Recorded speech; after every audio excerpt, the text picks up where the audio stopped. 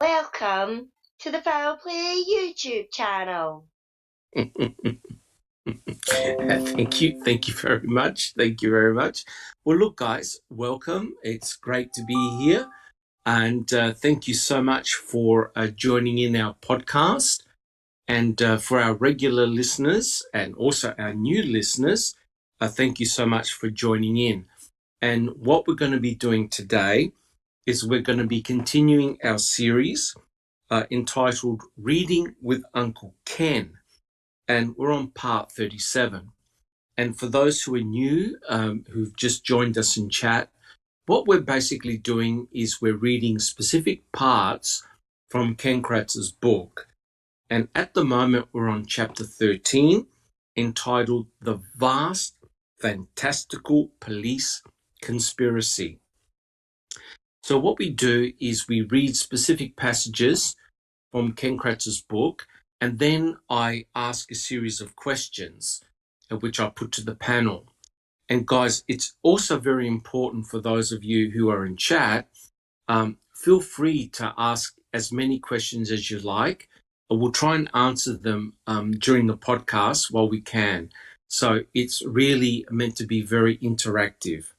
Now, this particular chapter, chapter 13, is basically talking about both Lenk and Colburn. Now, for those who've seen MAM or come to our YouTube channel or had a look at our documents, both Lenk and Colburn, they worked for the MTSO. And both Lenk and Colburn were deposed in Stephen Avery's civil suit trial. And both Lenk essentially had a minor role, but Colburn had a very interesting role in this particular case. We're talking about the 1985 case in which he had received a phone call, I believe it was in 1996, regarding someone who had admitted that they had committed a crime and that someone who was in the prison where Colburn was in prison for basically taking the rap for that crime. That particular phone call was passed on, and essentially nothing happened because Kosurik believed that they had the right man. So, unfortunately, it's a bit of a tough one, this one, guys, because during the defense, Stephen Avery's defense in the Horbach murder investigation, the defense went with the concept of planting evidence against Stephen Avery, which I personally believe was the case. But if you go to court and you come up with a planting hypothesis, you actually have to name names. You can't say, look, I believe a third party had planted forensic evidence against me. The judge will toss it out because, in essence, you can name anyone anywhere around the world as being a person who has potentially planted evidence against you. So in the court trial of Stephen Avery, both Lenk and Colburn were named. And that's why we have this chapter here, especially. And Ken Kratz really goes to town, essentially calling it, the vast, fantastical police conspiracy. He's trying to make it sound so ludicrous that law enforcement could possibly be involved in planting forensic evidence that he really goes to town. Well, look, guys, my name is Dr. Silkman, and I'm from the Foul Play team.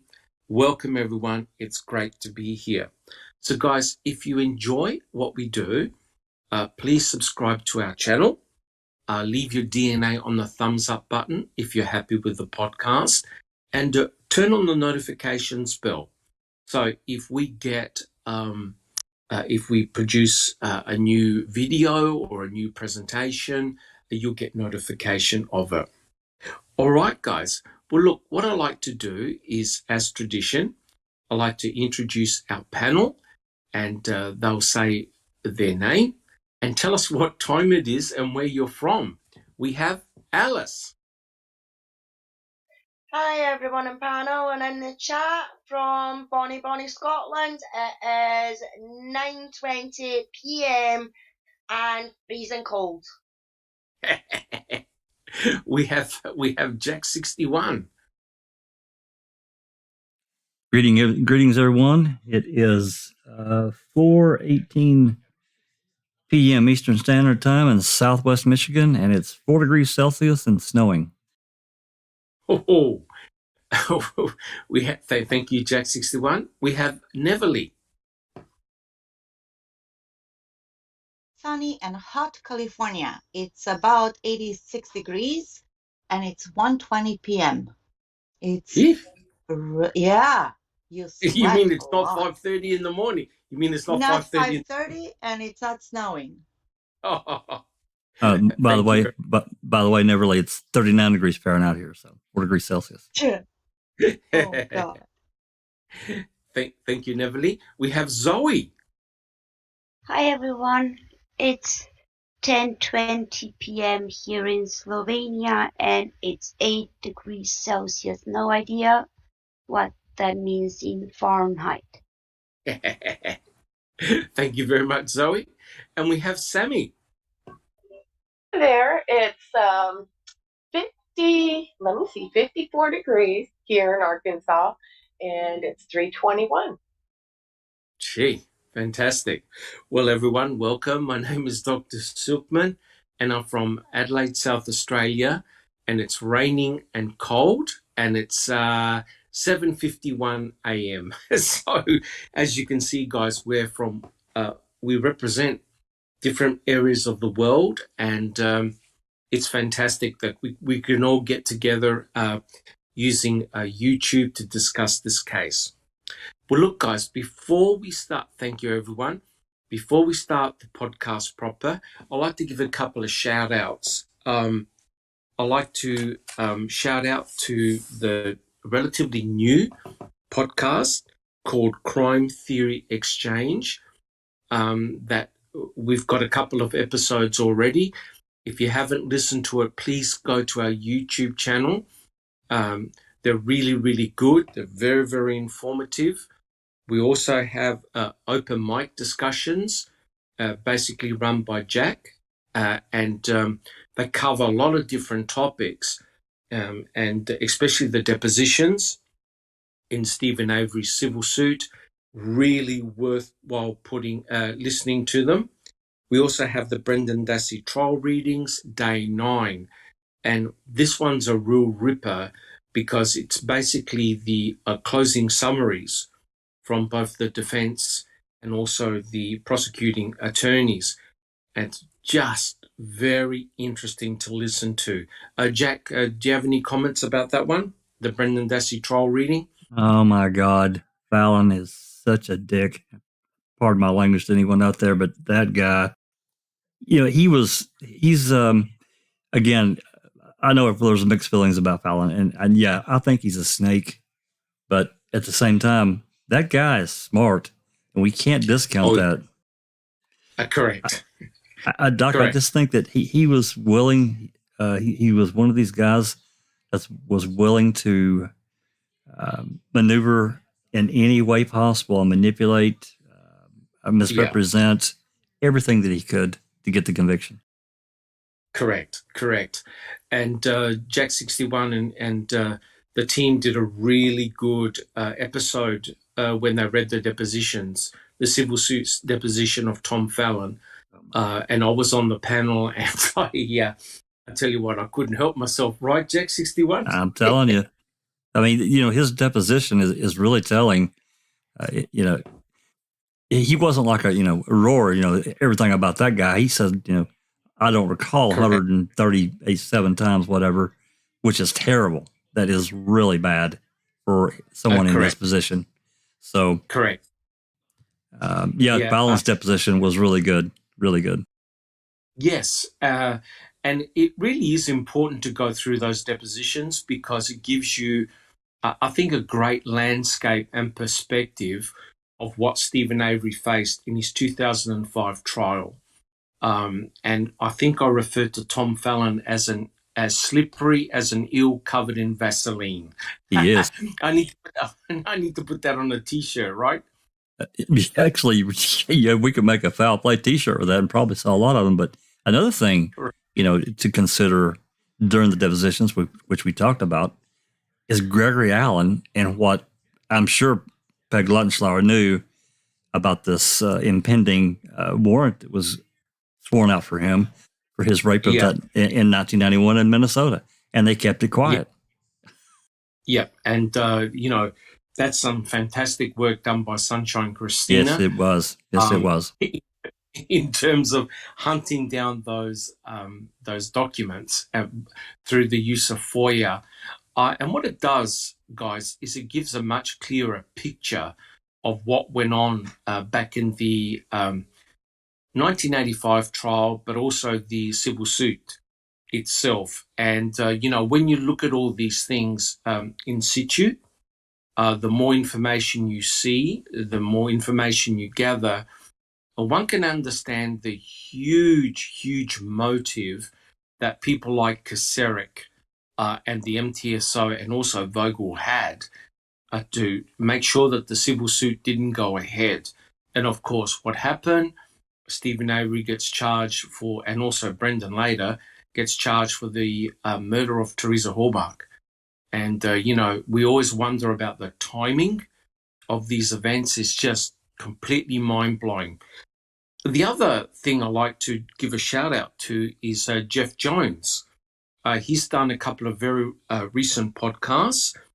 One of the podcasts he had was Kelly Coles, who's also been an active member of Foul Play, and she's done some excellent work with an investigator. He's called Investigator T, where they look at the Stephen Avery, Brendan Dassey cases from an investigator point of view.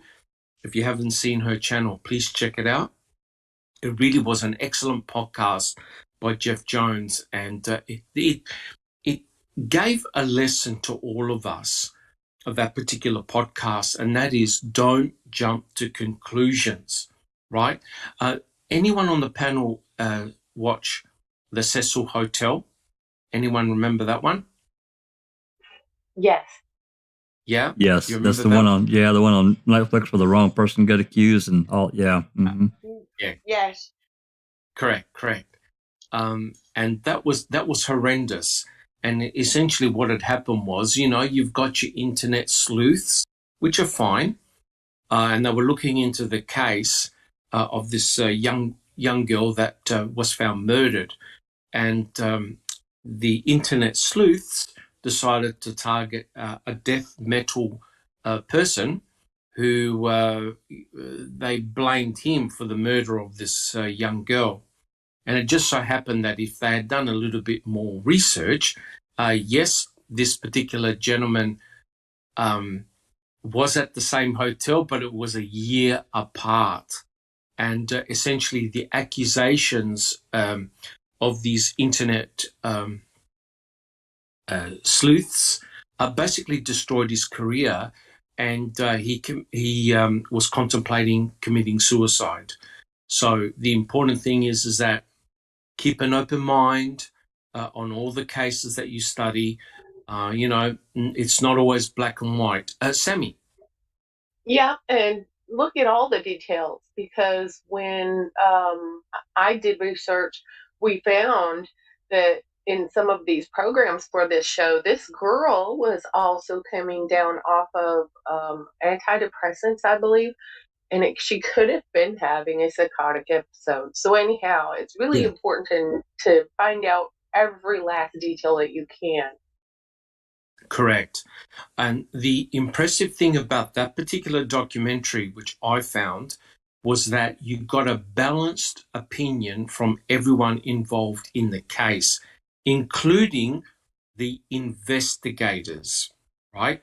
And that's something that sadly was missing in Making a Murderer. Neverly, do you have a comment? Yes, I was impressed by what you just said. It was really balanced, and the victimology was done properly. 100%. And laid out, yes. Yeah. And laid out, Brilliant. so, yeah. Brilliant. And that's why, thank you, Neverly, and that's why Ken Kratz wrote this book, basically to try and square the ledger, to get the perspective of, he's the prosecuting attorney, but the way he does it in his book is really, really deceitful, in my opinion. Jack 61. Yeah, Doc, I'd like to also give a shout out. Now, this is a different subject, but I'd like to give a big shout out to Ripper and those folks that have done such a fabulous job on the Tiger King stuff. And then recently, as everyone knows, Carol Baskins and her lawyers have filed a federal lawsuit against Netflix to block the release of Tiger King 2 because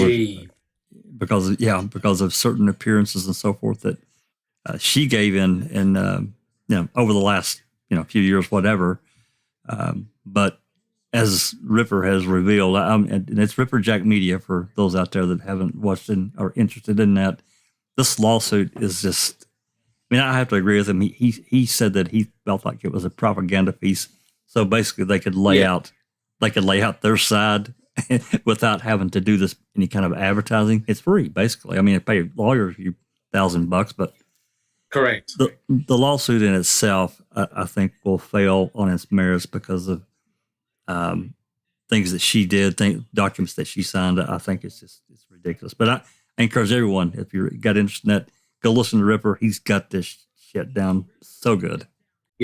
Yeah. And something must be happening, Jack, because I've just got a notification that Ripper's going live. And it says that the thumbnail is Carol's worst nightmare. So we'll need to go and check it out after our live and see what's happening. Correct. And I think the lesson that we all have to learn here is that it's really, really bad in a way that we're forced to take a side in a particular case. You're either a truther or a guilter. The reality is that the truth somehow lies in between both, right? You can't be too extreme. You've got to keep an open mind. You can't be polarized in your views because, look, trust me, with the Cecil Hotel, if you were watching that, you would absolutely think that foul play was involved, that someone was involved in the murder of this girl, this young woman, right? She was found in a water tank. You jump to the conclusion. And I remember Kelly Coles, in her interview with Jeff Jones, we were talking about the case of the little girl in Australia that was kidnapped, right? And all these people jumped to all these conclusions. It had to be the parents, it had to be the father, had to be the biological dad, and this poor girl, she's been kidnapped, she's been killed, she's been this and this and this. And it turned out to be completely different, right? She was taken from the tent in the middle of the night by an indigenous person, right? And it just blew everyone's mind because it didn't pattern match that particular type of crime. They do profiling, right? They do profiling and determine who could have likely committed this particular crime. It was the polar opposite to what everyone was expecting, right? So it is important, guys, and that's why I'm really thrilled to be part of Foul Play because we do our research. People work very, very hard for free. And, we try to find what that truth is. But the important thing is that we try to present more jigsaw puzzle pieces to what took place. You clearly can't just watch Making a Murderer 1 and 2. That gives you basic information. You need to delve deeper to find out, potentially what could have taken place.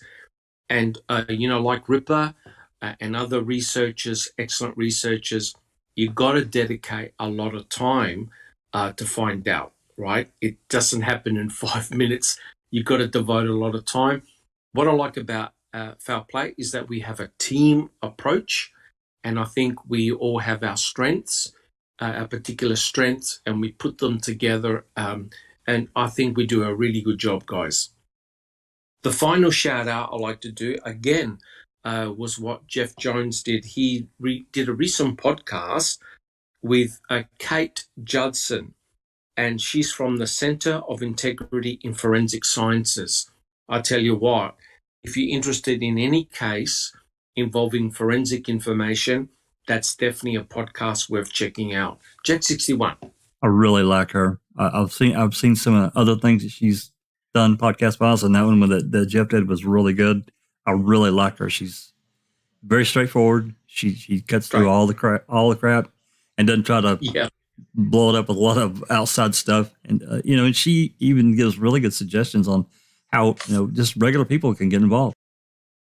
Correct. And it was very interesting how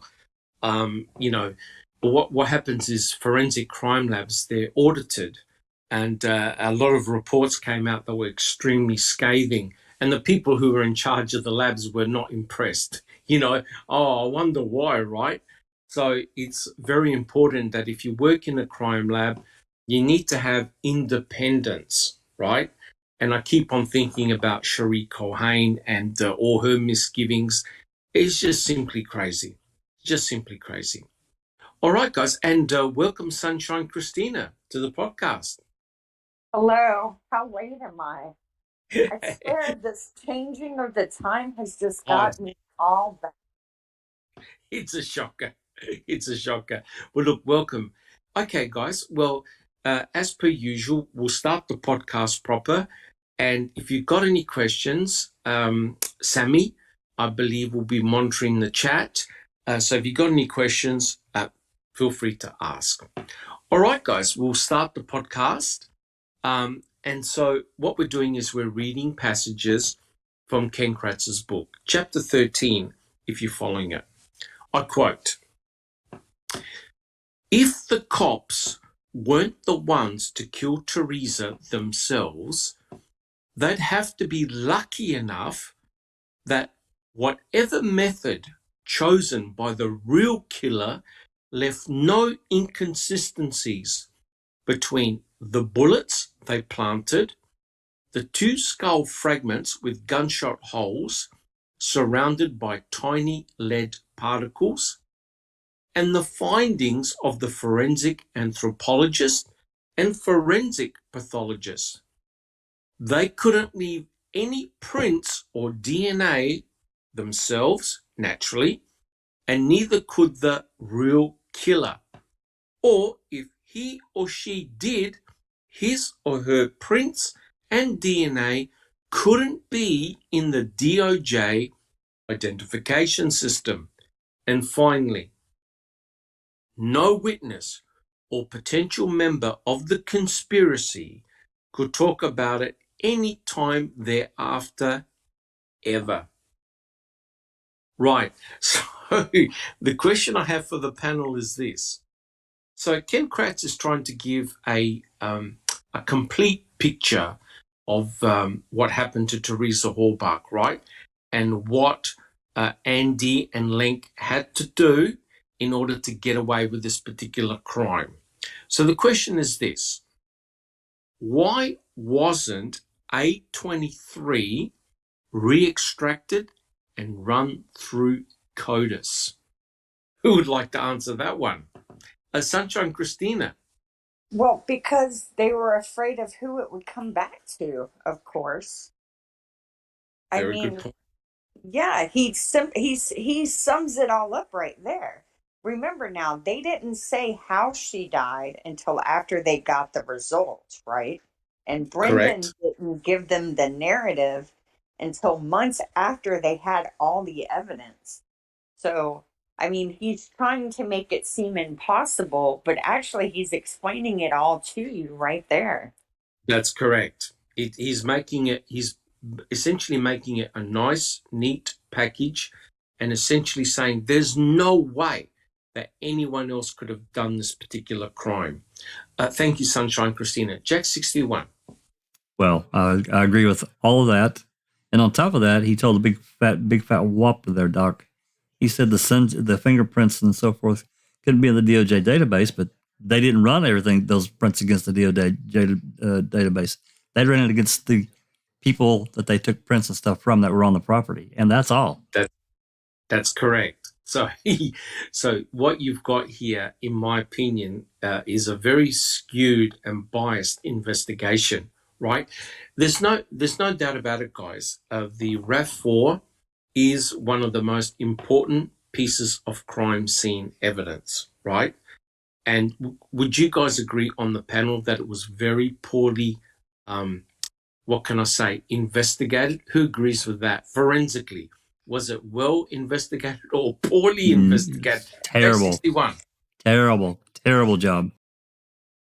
Yes, 100%. Yep. Terrible. Alice. Terrible. Absolutely terrible. They've been as well just in a couple of names in a hat and pulling it out the hat and saying, "Oh, right, okay, there we go, Stephen Avery, there you go. That'll do." Correct. I mean, let's think about it, guys. What I'll do, especially for those people who are new, A23 was blood that was found on the back door of the Toyota RAV4, near the button where you have to actually click to open up the back door. It was found as blood. There was also a print. What is very important here is that Cherie Cohen had extracted DNA from A23. She only got a very, very partial profile. But the important thing is that she was able to exclude Stephen and by inference Brendan. Otherwise, she would have said so. She never mentioned anything about blood belonging to Teresa Hallbach. I believe that DNA came back as a male, right? Even if you have a partial profile, if the alleles, all you need is one allelic difference, one allele being different, that immediately excludes you, right? So there was likely a few alleles that were different to Stephen's profile, Brendan's profile, Teresa Hallbach's profile. This means, guys, we have a third genomic profile on the RAV4, right? And the person bled. Now, remember what the state went with? The state went with that Stephen Avery was an active bleeder, and hence he left his blood within the RAV4. Here is another individual who bled and left their blood on the very back door that you have to actually open in order to place Teresa Hallbach inside the RAV4. And if it wasn't for some clever questioning by the attorneys, Cherie Cohen never would have disclosed A23. Alice. Stuart Hudson from chat has got a question. Why was there no mention of A23 in Stephen or Brendan's interrogations? Well, the reason why is because Cherie Cohen, she tried to hide A23 in her reports. I've read all her reports. She basically, in one report, said, I extracted DNA, genomic DNA from A23, and that was it. 2 reports later, she goes, there was insufficient genomic information from A23. No profile could be obtained, and that was it. It meant that Cherie Cohen didn't go back and re-extract A23. And I believe in what Sunshine Christina said is 100% correct. They didn't want to know who A23 belonged to because it obviously belonged to a third party. Now, Ken Kratz, in his statement there, is trying to make it sound like, oh, no, nobody else was involved. Nobody else was involved. The real killer had to be Stephen Avery. And yet, here is a third genomic DNA profile, and we don't know who it belongs to. And that blood was on the victim's car. Jack 61. And we can't forget that during Kraft's opening, he said that A23 belonged to Stephen. And that's correct. Yeah, Buetinger String had to correct that. Number two, Doc, they didn't even run A13A, even though it they had it ready to run. She just didn't profile it. That's correct. And you want to explain what that item number is, Jack 61? A13A came from A13, which was the SD memory card chip found in the back cargo area of the RAV. Correct. Do you think they should have run that DNA profile, Jack 61? Absolutely. That's what I'm saying. It was a failure. Correct. God, just run it. I mean, come on. But they didn't want to know. Correct. They didn't want to know. That's correct. 100% correct. Sunshine Christina. There's also the male DNA on the license plates. Oh, yes. Yeah, they forgot all about, figuring out who that belonged to as well. Oh, yes. Once they figured out it didn't belong to Stephen. And, yes, correct. I have to wonder if that's because Andrew Colburn was calling them in, 2 days before the RAV was found. But well, yeah, that's correct. There's we discussed this in one of the earlier chapters. There's a lot of problems with that RAV and the number plates, and basically I can counteract Ken Kratz's argument very, very, very easily. Let's go through the shopping list. These are the things which the state did not process properly. We have CX. CX was blood found in the quarry, right? They got a full male genomic DNA profile. It didn't match to Stephen, Brendan, or any of the Avery or Dasseys. It's a robust male profile. Did they run it through coders? No, we don't know. We've got no results. And remember, why is the quarry so important? Does anyone know why the quarry is so important? Sunshine Christina. That's where the remains were actually found? Wow, that's correct. So let's think about it, guys. You've got allegedly Teresa Horbach's cremains found in debris piles in the quarry, Manitowoc County gravel pit. You've got blood that gave a male profile. No one knows who CX belongs to, right? We also have the fingerprints. I think 8 sets of prints were found on the RAV4 or in the RAV4. No one knows who belongs to those fingerprints. They're not Stephen's, they're not Brendan's. They belong to somebody else. It could either be nefarious or it could be nothing at all. We also have the number plates that Sunshine Christina talked about. The number plates produced very low volumes of male DNA, but they didn't re-extract, right? Now, if you've seen the Jeff Jones podcast, he actually spoke to the guy that invented the MVAC system. And the MVAC system is essentially like a vacuum cleaner, a mini vacuum cleaner that vacuums up DNA. So even if there are low amounts of DNA, it'll vacuum clean it up, suck it up, and you can do a DNA extraction. Imagine what Kathleen Zellner's experts could do with the MVAC system and the RAV. Oh my God, right?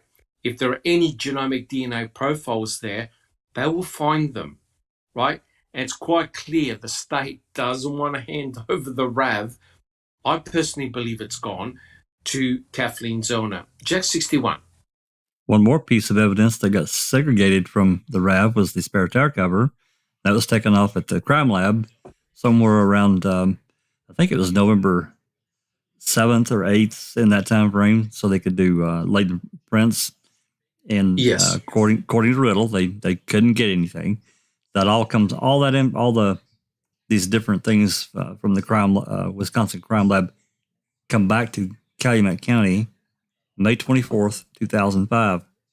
Somewhere right in that time frame, between then and June 30th, which is 35 days later, Mark Uyghur somehow ends up, Investigator Uyghur somehow ends up with that spare tire cover.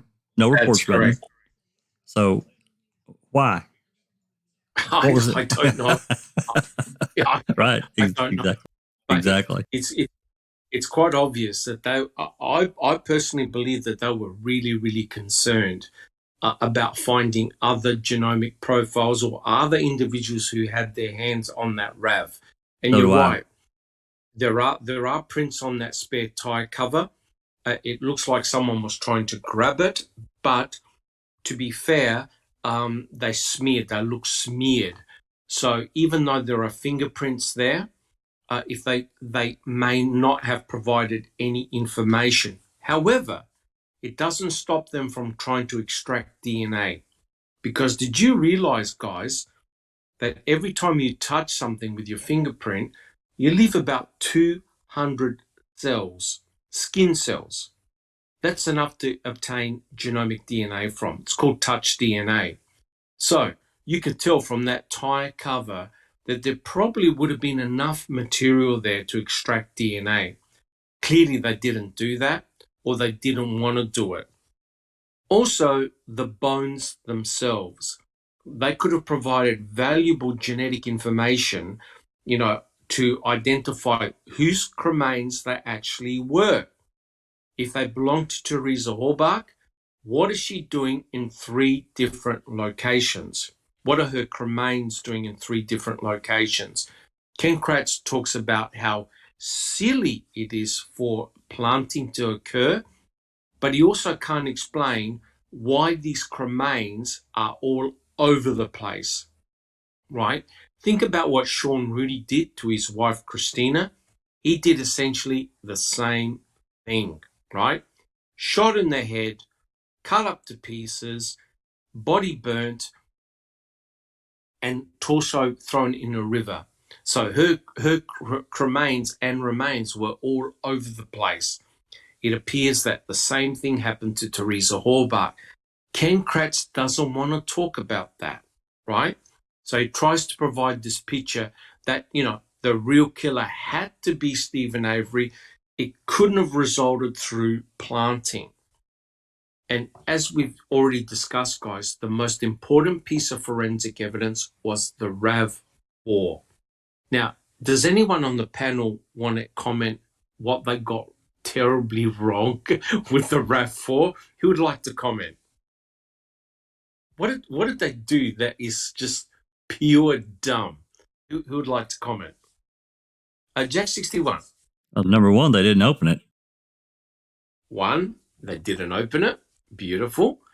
Sunshine Christina. Well, they charged it because of inclement weather, only to uncharp it when the rain arrived. Correct. Now, think about it, guys. The RAV4 was found at about 10:30, 10:35 by Pam McGod and her daughter, Nicole, right? And they didn't move the RAV4 until much later at night time. They put it on a truck and they towed it away. In that time, they stuck a tarp over or tarps over it, right? So essentially, no one could see what was happening from above if you're in a helicopter, right? So they enclosed it in a tarp. That RAV4 sat there from 10:30 to the evening time. Now, the reason why they put tarp was because they obviously thought there was going to be some bad weather coming in, etc., etc. As Sunshine Christina said, they never opened up the RAV. Now, there's no doubt that Pamela God, Nicole, and Remika and other detectives looked inside the RAV with torches, right? With torches. No one had mentioned blood. No one had mentioned anything nefarious looking in that RAV4, right? And they would have looked everywhere, right? Because the first thing you do is you look at the ignition to see if there's a key there, right? You're trying to find a key to go into the RAV4. No one saw anything. No one mentioned any blood. They knew when the canine dog Brutus was let loose, he actually went under the tarp and barked at the back of the RAV4, right? He gave a hit, so to speak. And Ken Kratz in his book said, we knew then and then that we were dealing with a homicide because Brutus is a cadaver dog, detects decay, basically decay, blood, other tissues, etc., etc. It's a dog that detects decay. They looked in the RAV4, under the RAV4, they never saw Teresa Hallbark, right? And Neverly, do you have a comment? And they also told the family that they didn't find any evidence of foul play, as no pun intended. Correct. As Mike Holbach said that in Ma'am. He said they found a RAV, they told us no foul play, no signs of foul play, and they didn't find her. And that's when he said if they did, that would have been a mess. So, Correct. yeah, why would they tell the family there's no signs of foul play if they found this blood? Correct. That leads them to the killer. Correct. And the interesting thing is this: Nicole and also Pam of God were questioned very, very hard about, did you see blood? Did you notice any blood? And it's interesting that they noticed articles within the RAV4, bottles of water within the RAV4, everything. But they tried to come up with a reason why they couldn't see blood. Oh, it was the sun wasn't out. It was a bit too dark. There was tinting, etc., etc. But we've all seen the photographs that Pam of God and Nicole took. It's clear as a belt. You can see straight into the vehicle. There's no obstruction. And in the end, both were forced to say that they didn't notice any blood, right? All of a sudden, when the RAV4 is examined in the crime lab, we've now got 6 droplets of blood, some blood flakes, and we've got the blood in the back of the RAV. Neverly. The way they're lying. They're either lying to the family, which is just cruel and unthinkable, or they're lying in court, which is scary. Yes.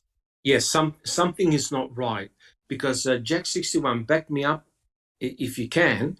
But when was it Groffy who went to the crime lab to check out the RAV4? What did he find was open? The driver's side door. Yeah, there you go. Now, now, why is that significant? The reason why that's significant is because all the doors were tried at the Avery salvage yard, and all the doors were locked. And the reason why they came up with was that they got a locksmith to open the door. Yet they never thought of using a locksmith to open the door at the salvage yard. Neverly. Duh, yeah, if we were to believe that, right? So, Yes. according to Kratz, there's this pools of blood, right? And That's cool. right, and then in the cargo area on that right-hand side panel and the door panel, there's tons of blood, and that was his story, right? Pools of blood. Pools of blood? How could you tell the family there's no signs of foul play if you find all these pools of blood? Correct. It's really bothersome. Yeah, correct. Well, the bothersome thing here is the lack of blood. That's the big problem. Thank you, Neverly. Sunshine Christina. I was also thinking about, you were talking about what Pam and Nicole saw when they looked in the RAV. Remember, Tim Tedious brought it to our attention that they also noted a soda can being on the passenger side floorboard. Yes. But yet, correct. In those pictures we just received, we see that the soda can is actually wrapped in a paper towel and sitting in the center console cup holder. So correct. I think that is evidence that the scene was altered. Yes. From the time that Pam and Nicole, quotation, discovered, quotation marks, discovered the RAV, and the time that the crime lab took their photos. Correct. So essentially, we have a huge problem, and that is you can't trust the actual forensic evidence. You don't know what's in situ anymore. So, Sunshine Christina. Well, I was just going to bring up again, and you also have to remember that whether, they want to deny it or not, we have that call on November 3rd, 7 minutes after Rimmerker asked Colburn if he had found out who the plates came back to. We have Andrew Colburn calling in the RAV plates, and they both had the attempt to locate with Teresa's license plate info. So, and we also have the document, the official Manitowoc County document showing the RAV was seized on November 3rd. Then you have the fact that they went radio silent on November 4th. Yes. And none of this is a lie. Everything I said is true. That was a holiday, Christina. Come on, they had a holiday on the 4th. It is insane. It's insane that this is accurate information, and these guys are in prison. Correct. The problem is here, guys. If you don't process a crime scene immediately, you immediately come under suspicion that you've tampered with it, right? And quite clearly, the moment they took the RAV4 off the salvage yard, all bets are off. You have no idea what transpired and who was in that RAV and who touched what inside that RAV. So you don't know whether when the RAV4 was opened up, someone went in there with gloves, took a cursory look. They could have easily planted blood. They could have easily found the key, right? Because the key fob chain, the other part of the key fob that you put around your neck was found in the RAV4.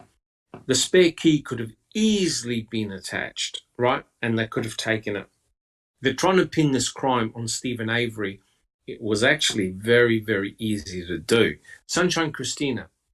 I just want to mention that we do not have a picture of the necklace part of the lanyard being in the RAV. We only have their words. Correct. If I'm correct. Yeah. We actually don't have proof that it ever was in the RAV. It's only that, except for them. And I don't trust them at all. No. And the big problem is this, guys, and this is my biggest issue. Normally, when you come across a crime scene, you process it immediately. You don't tamper with it. What you do is you protect the crime scene with crime tape. You then call in the CSI unit and they process it in situ, which means that they take all the necessary photographs, they look for stains, they do the swabbing, they open up the vehicle, they process the vehicle in situ. Now, if they were concerned that it was going to rain, they could have easily put up a tent or commanded one of the garages in the Avery salvage yard, right? Put the vehicle under cover, make sure that no one goes into it, process it then and there. That means you get clean, in situ information where no one has gone into that vehicle at all. However, Fassbender gave the reason, well, we stuck a tarp on the RAV4 because of impending rain. Well, can you believe it or not? They took the tarp off in a torrential downpour, and Ken Kratz mentions that in his book. So they decided to move the vehicle as it was raining. There's one problem with that, guys. Does anyone know what the obvious problem with the rain on a crime scene is going to do? Who would like to answer that one? Jack 61. It's going to wash off any potential, forensics or biological. Oh, really? Thank you, Jack 61. Sammy, do you have a comment? Yeah, I was just going to say water would contaminate or degrade any DNA. Yeah, and in a way, it's a miracle we actually have A23. But what is frustrating is was there other blood or DNA on that RAV4 that is simply washed away, right? So they committed the ultimate sin by allowing the RAV4 to be contaminated by rain, right? To be washed away. And I think Alice will back me up. The same thing happened in the Luke Mitchell, Jody Jones case, in which Jody Jones was left laying out in the open and it rained during the night. Is that correct, Alice? Alice, are you with us? Yes, I'm with you, Doc. Can you repeat that, please? Yeah, I was saying that how the RAV4 was rained on. The same thing happened in the Jody Jones, Luke Mitchell case, in which Jody Jones' body was left out and it rained overnight. Yeah, that's right. Jodie's body was found at 11:30 at night, and the coroner got called out, and because she couldn't get over the wall because she had back problems, Correct. she left. So Jodie's body was left from about, I think it was from about midnight, between midnight and 2 o'clock in the morning, I think, until 8 o'clock, 9 o'clock the next again morning, that she was left in the rain. So yeah, so some evidence was bound to have been washed away, and that's what would have happened with the RAV as well, in my opinion. That's correct. That's correct. The RAV4 was definitely rained upon. So a lot of very important forensic evidence would have been destroyed or lost, which is, truly unforgivable. So the point is this. Had the RAV4 been processed in situ, think about it. There was enough law enforcement officers on that property to start a private war. Nobody was going near that RAV. The crime scene laboratory was called out. They clearly did not process it in situ. And so a lot of potentially very good forensic evidence has been forever lost. But we're very fortunate in that we have still A23 that needs to be re-extracted. Regrettably, in my opinion, I reckon Culhane threw the swabs out. That's it. You're never going to get A23. Guys, does anyone have any comments? All right. So in order to get a complete picture, you've got to process a crime scene in situ. And of course, the biggest ultimate sin that was done was no coroner was called to the Avery salvage yard, the Manitowoc County gravel pit, or our favourite subject area, Cass Road. Now, does anyone on the panel agree that the investigation would have been different had a coroner been called out? Does anyone want to make a comment on that one? 61. Yeah, you get somebody, Deb Kakach, or somebody that was supposed to do their job. I'm just going to use her because these Gone brought in the other dude. God, his name escapes me now. Well, yeah, Jensen. But yeah, I think that if Kakach had been brought in, she would have brought in her own people, the correct people, and she would have directed them to do whatever needed to be done. Correct. And I believe that she would have followed proper protocol. Neverly, do you have a comment? I agree with Jack said. It would be slightly different, right? Quote unquote. And also, what just baffles my mind is not only did they kicked that poor woman who wanted to do her job, Yes. She was a professional, but also that no coroner was on Avery salvage yard at all. Correct. That Eisenberg, the forensic anthropologist, she wasn't there either. Correct. So it was funny that the coroner, actually medical examiner, went to the quarry, not Stephen's property, but to the quarry. Correct. Right? So nothing Yes. shady there. No, It's unbelievable. Yeah. Yeah. Thank you very much, Neverly. Sunshine Christina. I was just gonna say what Neverly said. We have no coroner, no forensic anthropologist, no one on the site on the Avery property at all. We don't even have a photograph of a brown tarp laying beside the burn pit, or men carrying shovels or white buckets with debris on the Avery property. What we do have are lots of photographs of men in, forensic white suits with Yes. shovels, buckets of debris in the Manitowoc quarry. We also have the Calumet County coroner being summoned to the quarry, the Manitowoc owned county quarry, on the same day that he pronounced Teresa deceased. And if you Yes. look at the crime scene logs, he pronounced her deceased at a time when he was in the Manitowoc County quarry. But they didn't report about any of this. Don't you find that rather remarkable, right? Rather, as Bibi would say, very convenient. Mm-hmm, exactly. Yeah, right. There's a lot of shady stuff going along. So the important thing is, even though Ken Kratz wrote the passage that we've just read out, he doesn't give you a complete picture. And I don't know if you guys can remember. Ken Kratz was interviewed. I forgot that it was a rookie. I think Rookie interviewed him, and I did a little presentation on the coroner. And he goes, "I don't give a shit where the coroner was. That immediately tells me exactly his feelings towards doing a proper and thorough investigation. The number one thing you got to have when there's a murder is that you got to have the coroner on site." Sammy.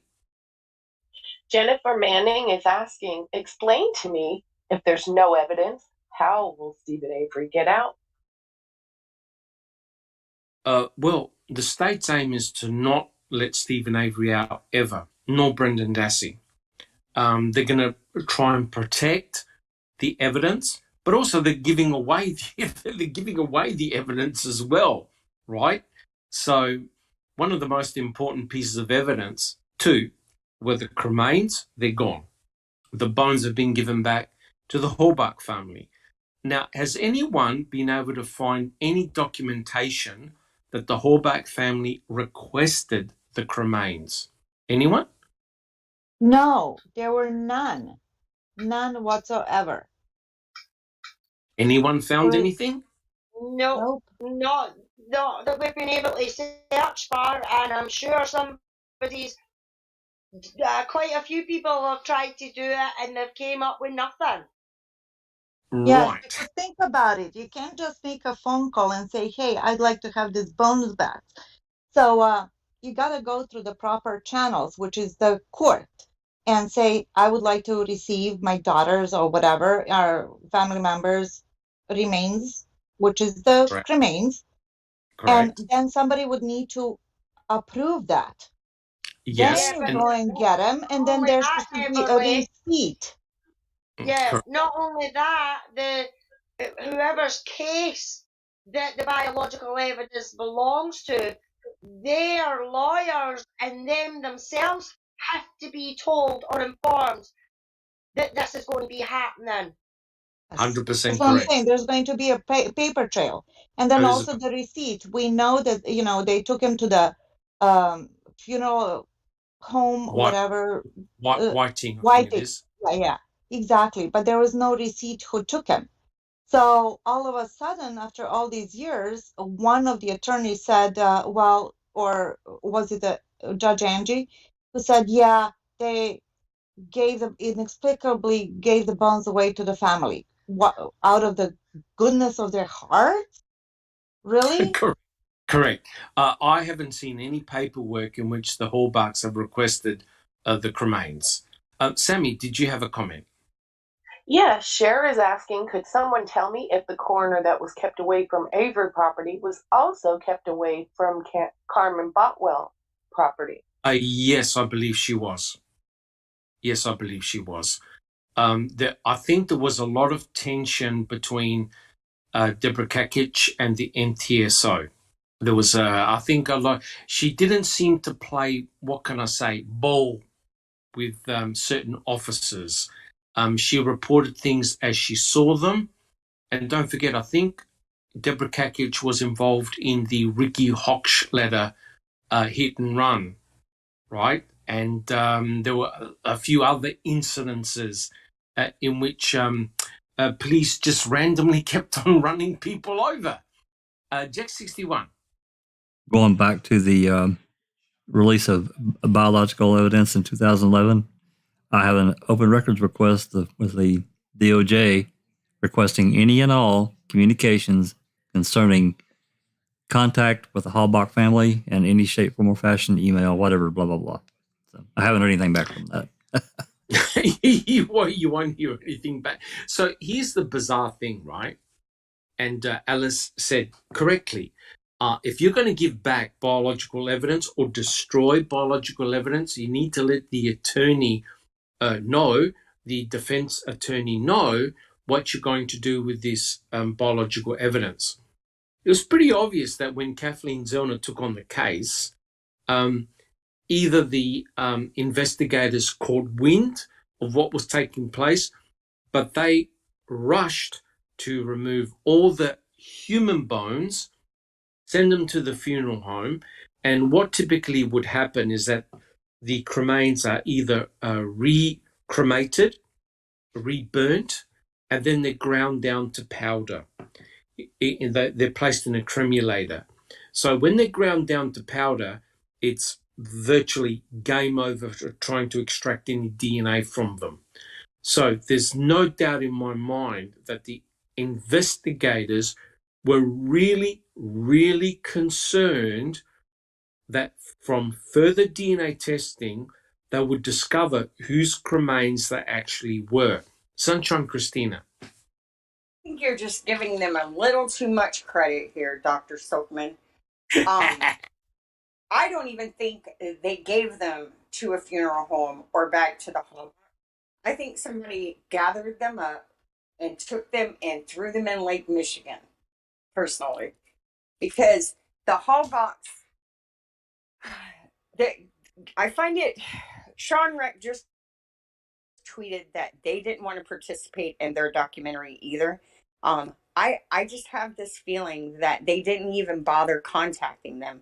I think they saw the grant that was Mystic Jinx found that the Innocence Project had just been awarded $1 million for DNA testing in wrongful conviction cases, and I think somebody panicked. Oh, no doubt. They just they got rid of them. I don't even think they bothered the Halbachs. I think they just chunked them. Cheapers.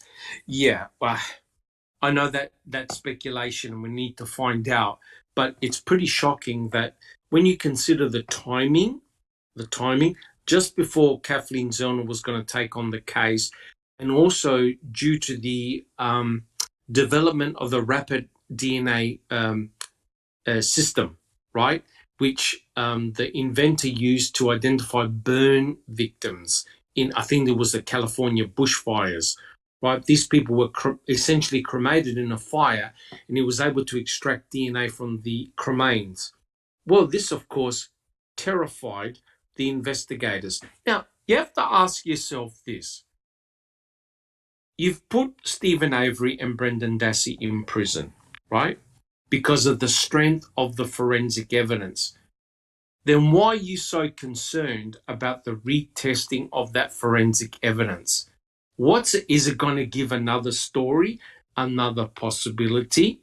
So why hide the identity of those cremains, especially in the Manitowoc County gravel pit? Alice?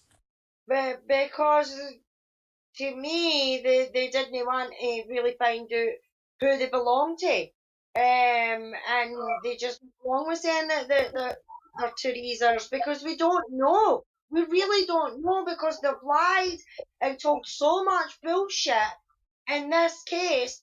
It's hard to believe a single word that they even say now, you know what I mean? And they're only trying to cover their own asses, and that's why they're constantly trying to stop the cases from going anywhere. Because as you said, Doc, if they thought their case in that was that secure and that damaging, then why no give the stuff over for testing? No bother. Here, there you go. It's his blood. We've got no qualms about it. It'll come back and it'll say that, and he's going to stay where he is. Then we'll all be like, right, okay, fair enough. That's what's happened. You know what I mean? We've got the truth now. Let bygones be bygones. But the fact that there's too many, as they say, there's no such thing as too many coincidences, and there's just far too many in this case to believe anything that they come up with. Correct. I mean, that's a very important point, Alice. And to me, if the evidence points to Stephen Avery that he is indeed guilty of committing this horrendous murder, that's not going to affect me whatsoever. He belongs where he belongs. But if the forensic evidence points to some other third party, then we have a right to know that. Same with Stephen, Brendan, and Teresa as well. Sammy. Yes, Shane Hendry is asking, is Bobby and Scott's DNA in the database? If they haven't been charged with a crime, no. However, the crime lab has got Bobby's genomic DNA profile. Everyone on the Avery salvage yard had to give a DNA sample. So whether they put it into CODIS, I don't know. They could have put the DNA samples in a database, a Wisconsin database. Whether it's on CODIS, that I don't know. But I doubt that Scott Tadich has got his DNA in a profile, unless he is being charged with a crime, right? So the law changes all the time. The Wisconsin laws change all the time. If you are convicted of a crime, you give a DNA sample, and that DNA sample is placed into CODIS. So whether Scott Tadich's DNA profile is in there, I don't know, right? But Bobby Dassey potentially could well be, because they all had DNA samples taken that were taken. Okay, so, again, I know we've spent a lot of time on this question, but it goes to show that I believe that Mr. Kratz does not give a full picture of the situation. And that's why it's so frustrating, because if you're reading Ken Kratz's book, you too will be going, look, no way it could have been planted because of blah, blah, blah. However, when you realize all the misgivings, especially with the forensic evidence, to me, I could be wrong, but to me, there was a sense of urgency in this case. There was a sense of convicting Stephen as quickly as possible. And lo and behold, Stephen Avery was arrested. Does anyone remember the date where Stephen Avery was arrested? November 9th, 2005, on a gun charge. And who was going to give a deposition on the 10th? That would be Mr. Tom Kasurik. What? Now, don't you think that's rather remarkable? And the amazing thing is this, guys, Stephen Avery was, and I believe there was a mistake, because when Stephen was exonerated, didn't they give him a gun license for shooting, for hunting? Does anyone remember that? They did. And they had to trip all over themselves to get that corrected. Correct. But it's remarkable that Ken Kratz felt the need that he had to charge Stephen Avery for felon in possession, right? The moment Stephen Avery got charged, it gave them cause to take DNA samples, do a search warrant. Stephen Avery was essentially toast. So what is very interesting is that Link and Colburn were in Stephen Avery's trailer. They spotted the weapons. They never took them. They were ordered to go back into his trailer to collect them. I wonder why. Isn't that really interesting? All right, guys. So do we have any additional comments? All right. We're all good. We can do question number 2. All right. Oh, just one final thing before we move on, Doc. I'm sorry. I meant to say this a minute ago. I just happened to look.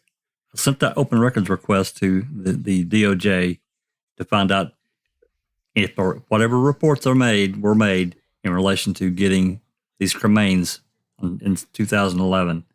I sent that on September 10th, and I haven't gotten a reply yet. I'm going to have to follow up on that. Yes, I'll tell you what, that'll be a real ripper of a podcast if you get anything information back.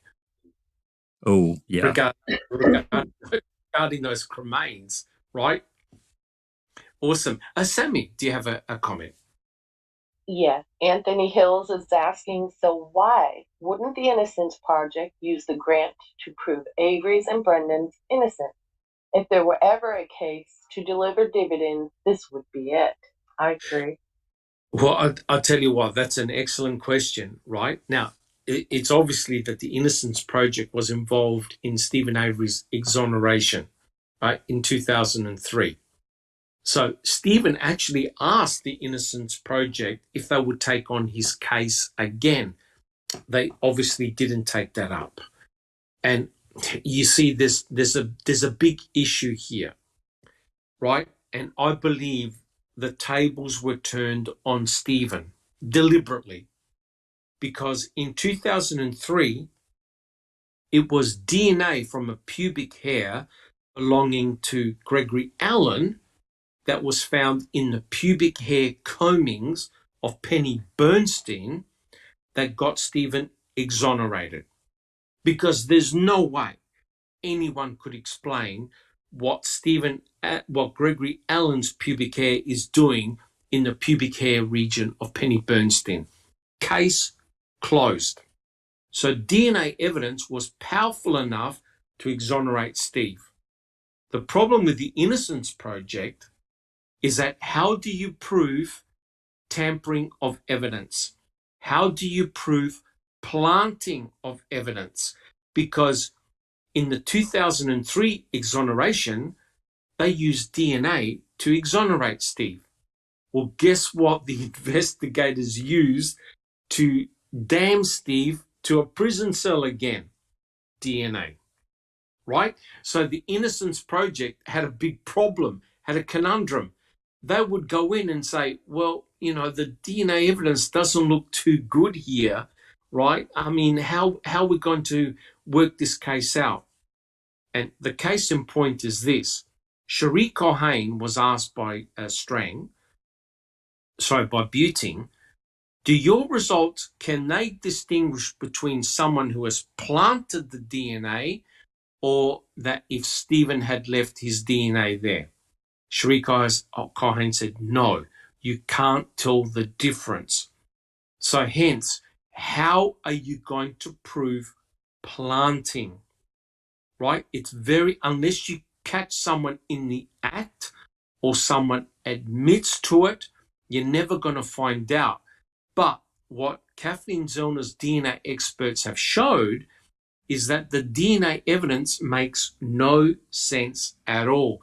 Same with the distribution of the blood in the Rav4. It makes no sense. If you're actively bleeding, you're actively bleeding everywhere. You're not going to selectively actively bleed, right? But, and as Sunshine Christina and others have pointed out, not every stain or whatever in the Rav4 was tested. They didn't care. As long as the investigators found Stephen Avery's DNA in the Rav4 and Teresa Horbach's DNA in the Rav4, they stopped. Because Stephen could not explain what his blood was doing in the victim's vehicle. So that's how they set it up. Whoever set him up had to use something from Teresa Horbach and something from Stephen Avery. But the planting went further than just the Rav4, because Stephen Avery potentially could have come up with a story to explain why his blood was in the Rav4. So they had to get him on multiple levels. The key. So you have a personal possession of Teresa Halbach in Stephen Avery's trailer bedroom with only his DNA in it. You've got the victim's plates, right? And suddenly you have item FL, the bullet with Teresa Halbach's DNA on it, and you've got the hood latch swab, right? The DNA from the hood latch. So hence, whoever did the planting did it on multiple levels to ensure that Stephen Avery could not get out of prison. But they weren't encountering of the cremains, right? The cremains were not just present allegedly in the burn pit. They were present in Yonder Burn Barrel number 2, and they were also present in the Manitowoc County gravel pit, a quarter of a mile, half a mile away from the Avery salvage yard. And Ken Kratz did not want to talk about those cremains. Why? Because they found a pelvic bone fragment in the Manitowoc County gravel pit that had been cut and burnt to the same degree as the bones, cremains, that were found in the burn pit. So why would Stephen Avery leave some cremains in his own burn pit, travel a quarter to half a mile away, and dump other cremains in Yonder Burn Barrel number 2 and the Manitowoc County gravel pit? It seems to me that what happened was that Teresa was murdered off the Avery salvage site. She was cremated off the Avery salvage site. Law enforcement likely found something and brought everything back. That's how I believe it took place. Guys, do we have any comments?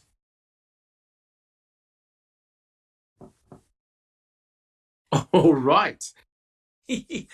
Let's do question number 2, guys. All right, a quote.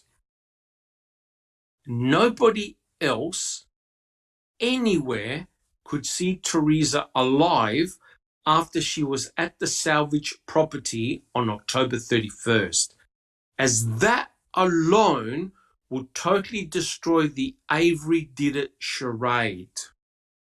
She couldn't use her phone after she arrived at the Avery property, ever. Stephen Avery couldn't have an alibi. Luckily, he and Teresa had the same 2-hour period of cell phone inactivity after her visit, before her cell phone was disabled permanently. Luckily, he'd chosen to take off work the afternoon of October 31st for the first time ever.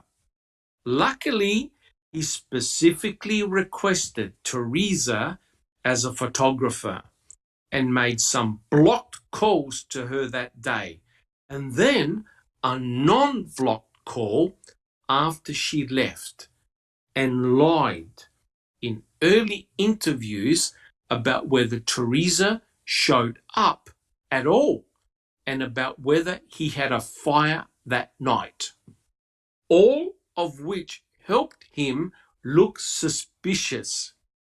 Avery was a real help to his own framing. Andy and Jim owe him big time. All right. Now, here's the question. And this is an important question. There's a lot of questions that we can ask. The question is this: why do the recollections of Bobby Dassey and Stephen Avery diverge at the critical time that Teresa Halbach was on the property on October the 31st, 2005? Sunshine Christina. Well, Bobby Dassey is the key to establishing that Teresa never left. So, although we have multiple people who have said that he knows she left and Stephen didn't do anything to her, when it comes to the official narrative, however, that says that he watched her walk towards Stephen's trailer, and that was the last time he saw her. Correct. And according to Stephen Avery, he said that he saw Teresa turn left on Highway 147, right? And he also stated that Bobby Dassey's truck had left as well. His black blazer, had left. If that's true, if what Stephen Avery is saying is in actual fact true, that means that we have Teresa Halbach and Bobby Dassey in the same general area at the same time. Alice? No, I'm good, Doc. It was a mistake. Okay, no worries. But there's also, this is even more intriguing. Neverly, do you have a comment? Well, I don't know where you're going to go with this, but I was going to say Stephen is not actually the only person who claims that he saw Teresa leave and make a left on that stop sign. There's another person. Yes. You want to let us know help me with that? this? Well, apparently, now I forgot the guy's name. There was a propane gas driver who, believe it or not, at the end of Avery Road, there's a gas filling station because people that live out in the rural areas, they obviously don't have, a lot of them don't have natural gas attached to their homes. They get their gas for heating and other activities in propane tanks. And I think it was can anyone help me with the guy's name? John. Something Does anyone like that. remember? Something. It's the propane tank driver. Leguin. I have to double check it. But apparently, the propane tank driver was at the end of Avery Road filling up his tanks. And he had a bird's eye view of who came in and who came out of the Avery salvage yard. Believe it or not, he saw a vehicle that looked like Teresa Halbach's RAV4 turn left on Highway 147. Now, he said that it was about 3:30, between 3:30 and 4 o'clock. So he wasn't 100% correct, but how coincidental could it be that you've got someone else totally unrelated to the Avery family who just happened to see a vehicle turn left on Highway 147 and saw a vehicle that looked, he said it was green, that looked like Teresa Halbach's RAV4. That's remarkable. His name is Daniel Vincent. There was it started with an L. He even Right. didn't. He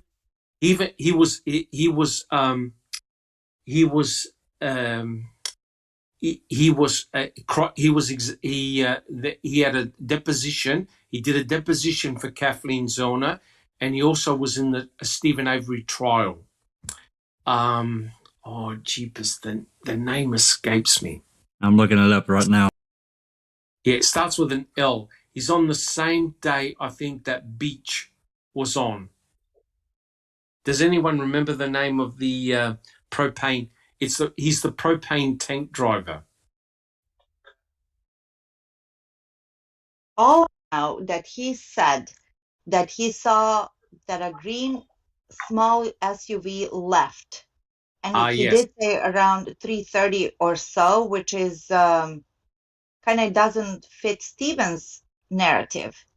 But he was very sure about it because for years he would just go there, back up into the Correct. propane station, and while he was refueling the vehicle, he would just do the paperwork and watch cars. He says that that's what he did. Now, Correct. I don't know Correct. who cross-examined him, whether it was Fallon, but It was whoever Fallon. did, was it Fallon? Okay. Fallon did everything possible, and it was actually pathetic, the lengths that he went to discredit this guy. To discredit him. Correct. His name to undermine John his Le Quinn. John Le Quinn. There we go. Yeah. There we go. Now, what is very interesting here is that he's not the only one that has seen the Rav4. He's not the only one that has seen a Rav4 outside the Avery salvage yard. Thank you, Neverly. Jack 61. Jack 61. Oh, I'm sorry. I was looking this up in CASO, and it says on Thursday, this is, I think, Tyson, on Thursday, 11/10, I did place a phone call to Daniel Vincent. Upon speaking with Daniel, he confirmed that he did deliver propane to the Avery residence on Monday, 10/31/05. I asked Mr. Vincent where on the property he was. He stated he had to fill up the tank at Allen and Dolores Avery residence. I asked Mr. Vincent if he went down the road to Stephen Avery's residence. He stated he did not. Mr. Vincent indicated that the work order was only for Allen and Dolores. I asked Mr. Vincent what time he arrived on the Avery property. He's telling me it was around 1300 to 1330 hours. Okay, this is a guy that delivered to Allen and Dolores, not the other dude that was at the tank farm. Yes. Okay. Yes. So John Le Quinn was actually at the end of Avery Road, because if you have a look at a Google map, you actually see the propane filling station at the end of the Avery salvage yard. At where Avery Road is, it's on the opposite side. So he had a bird's eye view, and he says, very, very few cars go by that road, Highway 147, very few cars. And what he did is he routinely looked at every vehicle that went by, right? And he had a logbook, so he knew that the date was correct. And when he looked up, he saw a vehicle that looked like Teresa's SUV. That rattled Fallon. And as Neverly stated, he tried to discredit him as much as possible, because that's damaging. Because Ken Kratz just said, if Teresa Horbach leaves the Avery salvage yard, it couldn't have been Stephen that had murdered her. Sunshine Christina, have you got a comment?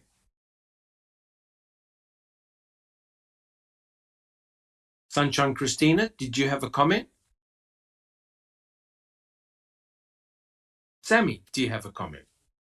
Yes. Anthony Hills is saying, did Stephen ever talk to Jody in prison calls about his bleeding finger prior to November 5th? Not our that jail calls are available for you to listen to, by the way, also. Yes, they are. Not that I'm aware of. And, think about it, guys. Stephen and his brothers worked in a salvage yard. One comment that they kept on making was it was very, very regular for them to get cuts and bruises on their hands because they work with metal. So for them, it was all part of the job. It was no big deal. Like Stephen cut himself, and also the other guys had bruises and cuts all the time. It was routine. It came with the job. Neverly.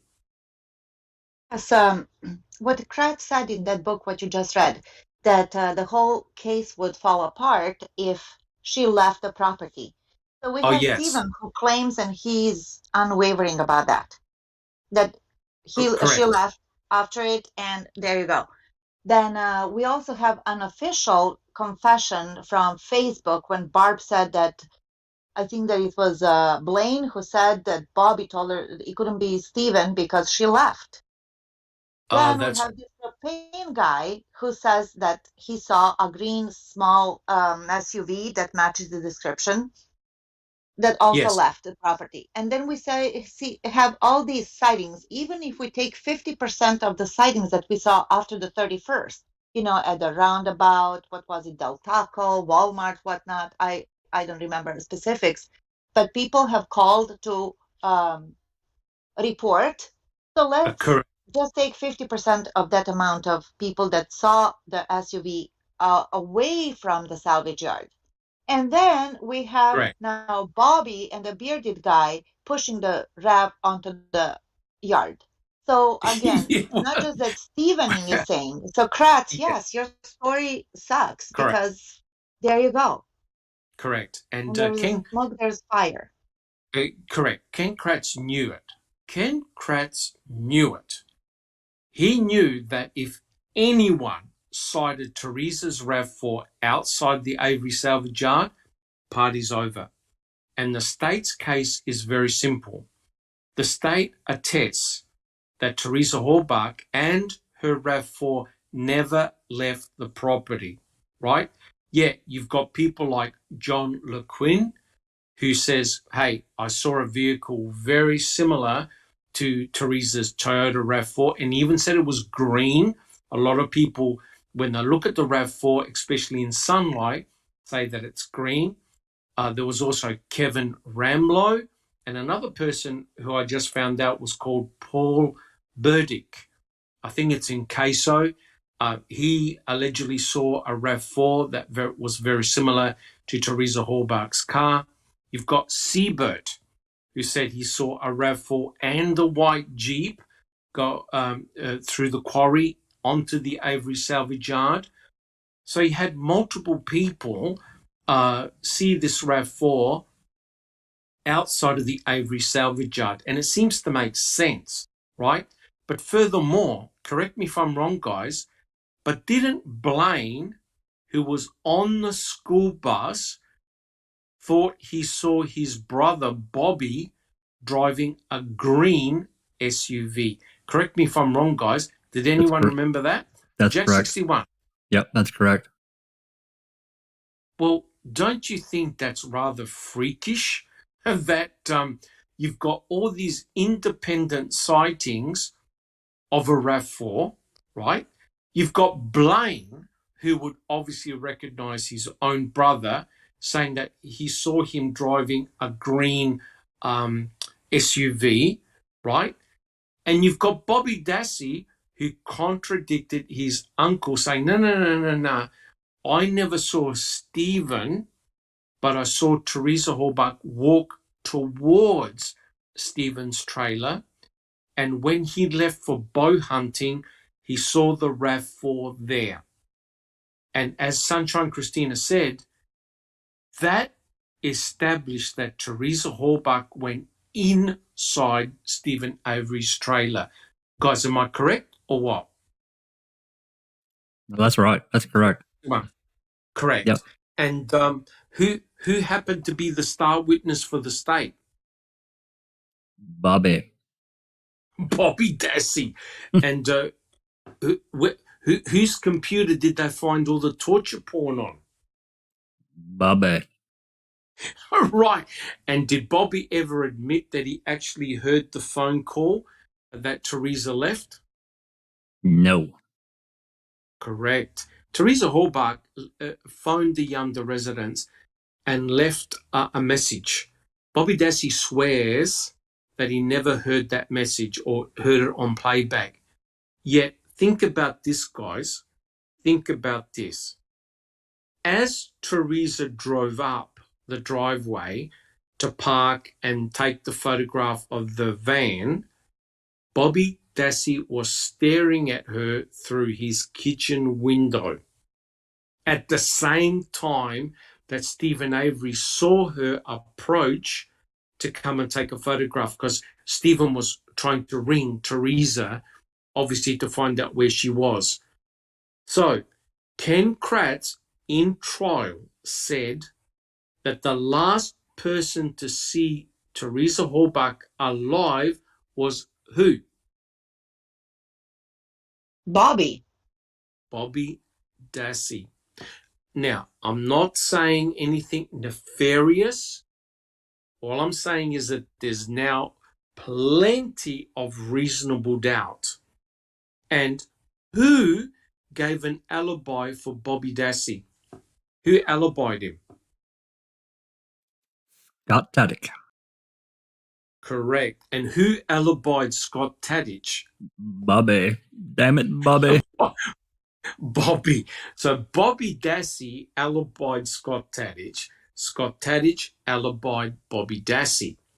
Now, guys, I'm not saying anyone was involved in nefarious activity. All I'm saying is this.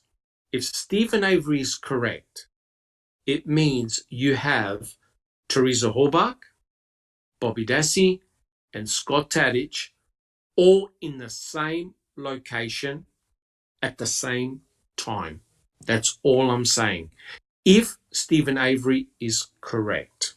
So it's very, very interesting that the state chose not to investigate or even charge Bobby Dassey with the material that was found on his PC. I think Ken Kratz said there was nothing of evidentiary value, and he called it the Dassey computer, as in to insinuate that it belonged to Brendan Dassey, right?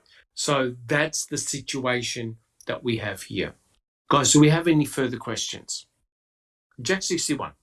Just a couple of comments. Number one, and this is just a side note. We got to remember that the descriptor, the flyers for Teresa's Rav4 did not include anything about any damage. That's number one. Correct. And I think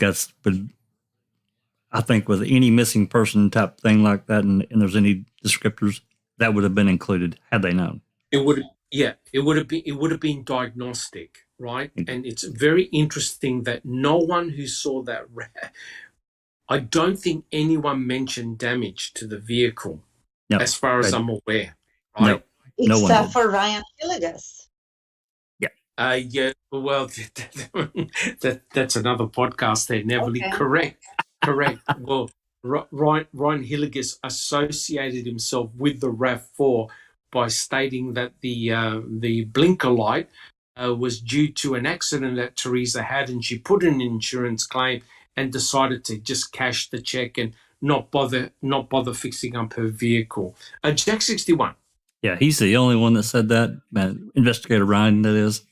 But number two is that we don't know, even to this day, here we are 16 years later, what was said, and we're actually just past exactly 16 years, what was said to Bobby Dassey on November 9th during the audio interview at Aurora Medical Center by these investigators. We do not know how hard they pushed him, what they said to him, what they said, Stephen's over there, he's selling you down the damn river, you better come up with something. We don't know. So I just wanted to put that in.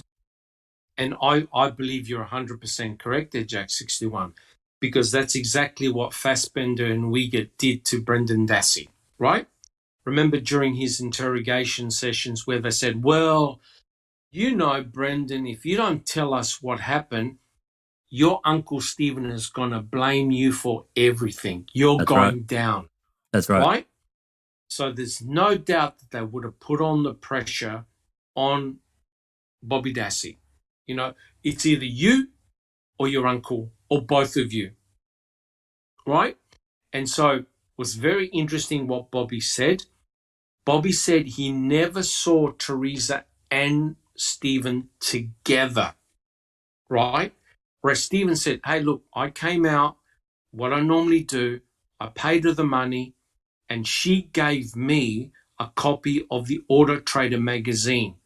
Now, of course, the investigators, they found a copy of the Auto Trader magazine in Stephen Avery's trailer. Neverly.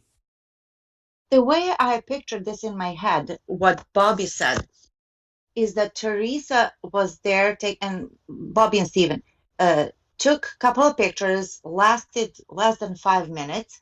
And then what Bobby said is interesting. He said that he saw Teresa going towards Stephen's trailer, and then Kratz left it at that, to our imagination.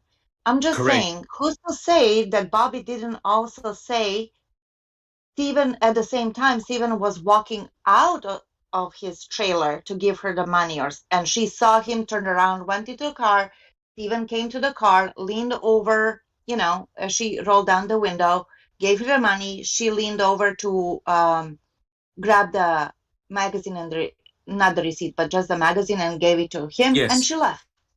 But Correct. Pratt craftfully again left all of that. Yes. Right? 100%, So it just 100% sounds like, oh my God, Teresa, she was seen walking towards Stephen's trailer, and then correct. boom, he Correct. tied her, raped her, blah, blah, Brendan came and everything else. Where in fact, Stephen was probably walking down the steps. Correct. And she turned around Correct. and got in the car. Yeah. Correct. So it's all about the timing. So potentially And the Bobby, perception. perception and timing. Bobby Dassey could be telling the absolute truth, right? It's all about the timing of when he saw her as opposed to because remember, from his vantage point out that window, he can see the van, but he can't see Stephen Avery's house because Kathleen Zellner did a reconstruction, right, of someone standing in that window in Barb Yunder's property. You can't see around the corner. You can see the van, but you can't see around the corner. So what Bobby said was 100%. It could have been 100% correct, right? And think about it. If Bobby Dassey was in such a rush to go bow hunting, is he really going to have a look to see where Teresa's van was? I don't think so. Neverly, do you have a comment? Well, we've learned a lot from Kratz's storytelling, how he operates. That, we do statement analysis and whatnot as best that we can, that he tells somewhat of the truth, mostly lies, but he built it around the truth, so it becomes plausible. You know what I mean? So it's not a Correct. 100% lie, but there That's is correct. something, like some variation of the truth, but never the whole truth and nothing but the truth. So helping God. Correct. The dangerous thing here, guys, is that he creates a false narrative. He creates a false story and expects you to go, oh, that can't be right. Surely not. But he doesn't tell you the full story. That's the problem. Thank you, Neverly. Jack 61.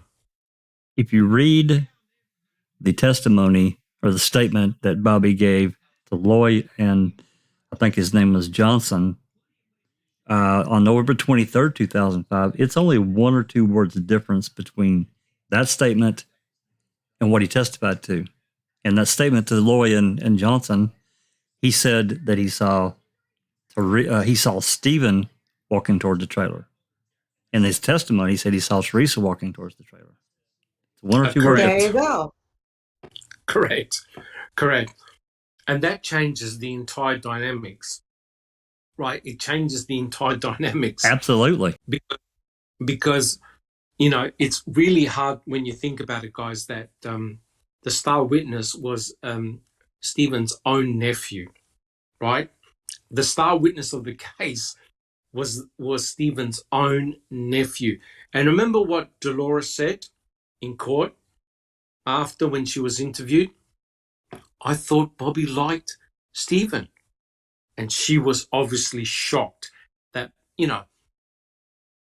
my point is this, right? And I've always said it in all our podcasts. Why did Bobby choose to get involved? Why didn't Bobby Dassey just simply say, hey, look, I was in the shower, I was sleeping, etc., etc.? Why did he choose to get involved? That's the big question in my situation. But the other point is this. Does anybody find it slightly creepy that he was looking at Teresa Hallbart for at least 5 minutes? Because remember, he said, oh, I saw her drive up, I saw her take photos, and then I saw her walk towards Uncle Steve's trailer. So he must have been watching her for at least 5 minutes.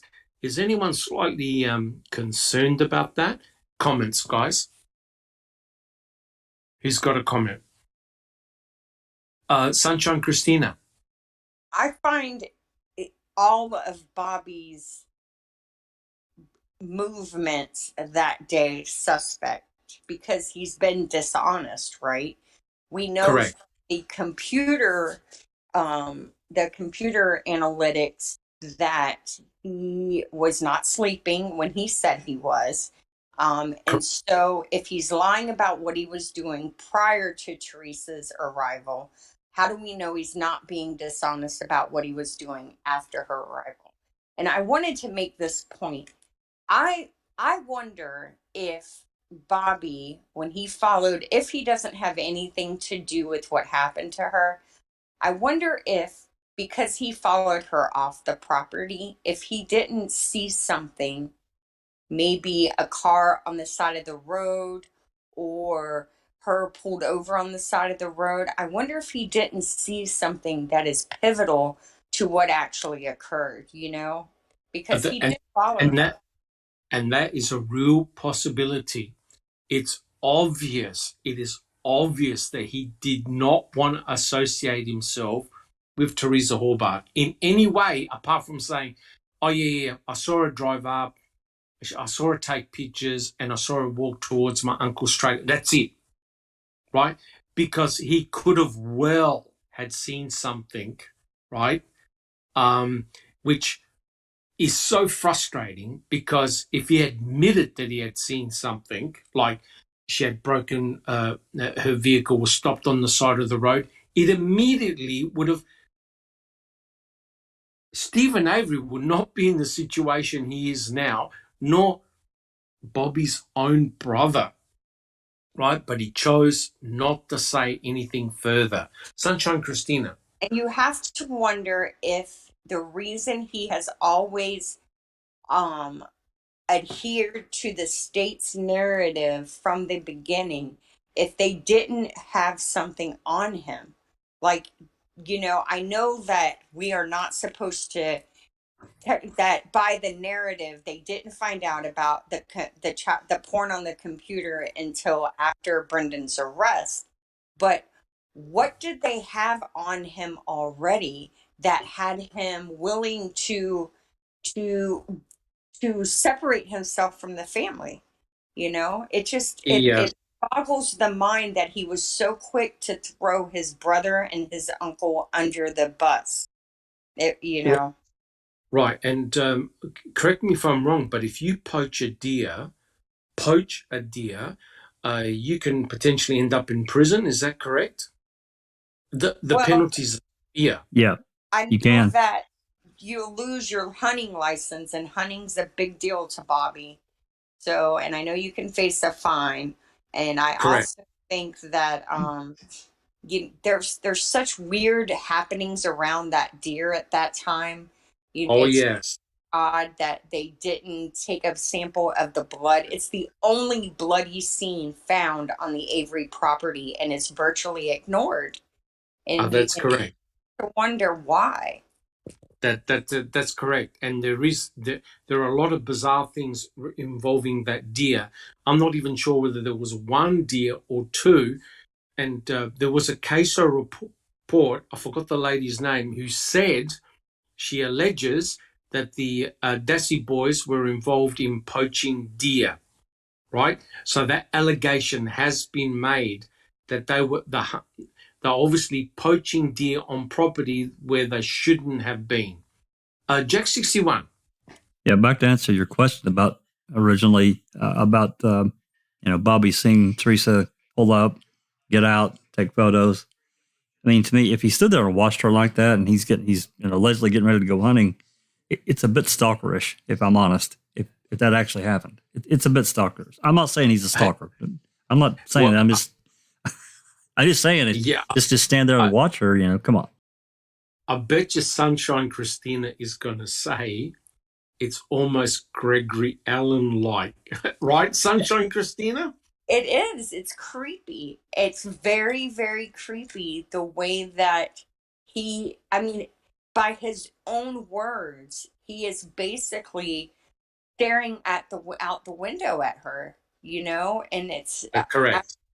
I got a question. Did Stephen call the Dassey house that day to have Bobby help him get the van ready, or did he go over there? I can't remember. I think he went over there. I think he went over there. Yeah. Yeah, Okay. I think Bobby Dassey had helped him at some stage about the battery, charging up the battery and getting the van ready. Yeah. And I know that he called Brendan Dassey or some later on in the evening to come on over. But So- yes, he did interact with Bobby Dassey, correct. So we know that at least one person knew that Teresa was coming that day.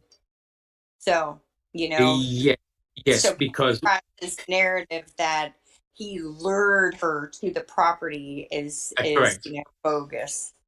Oh, completely bogus. I mean, think about it, right? Barb Yonder would have obviously known that her van was being for sale, and Bobby Dassey would have known that the van was for sale because he helped his uncle get the battery ready. So they knew. And plus, hey, they are a salvage yard. They have photographers from Auto Trader come there all the time.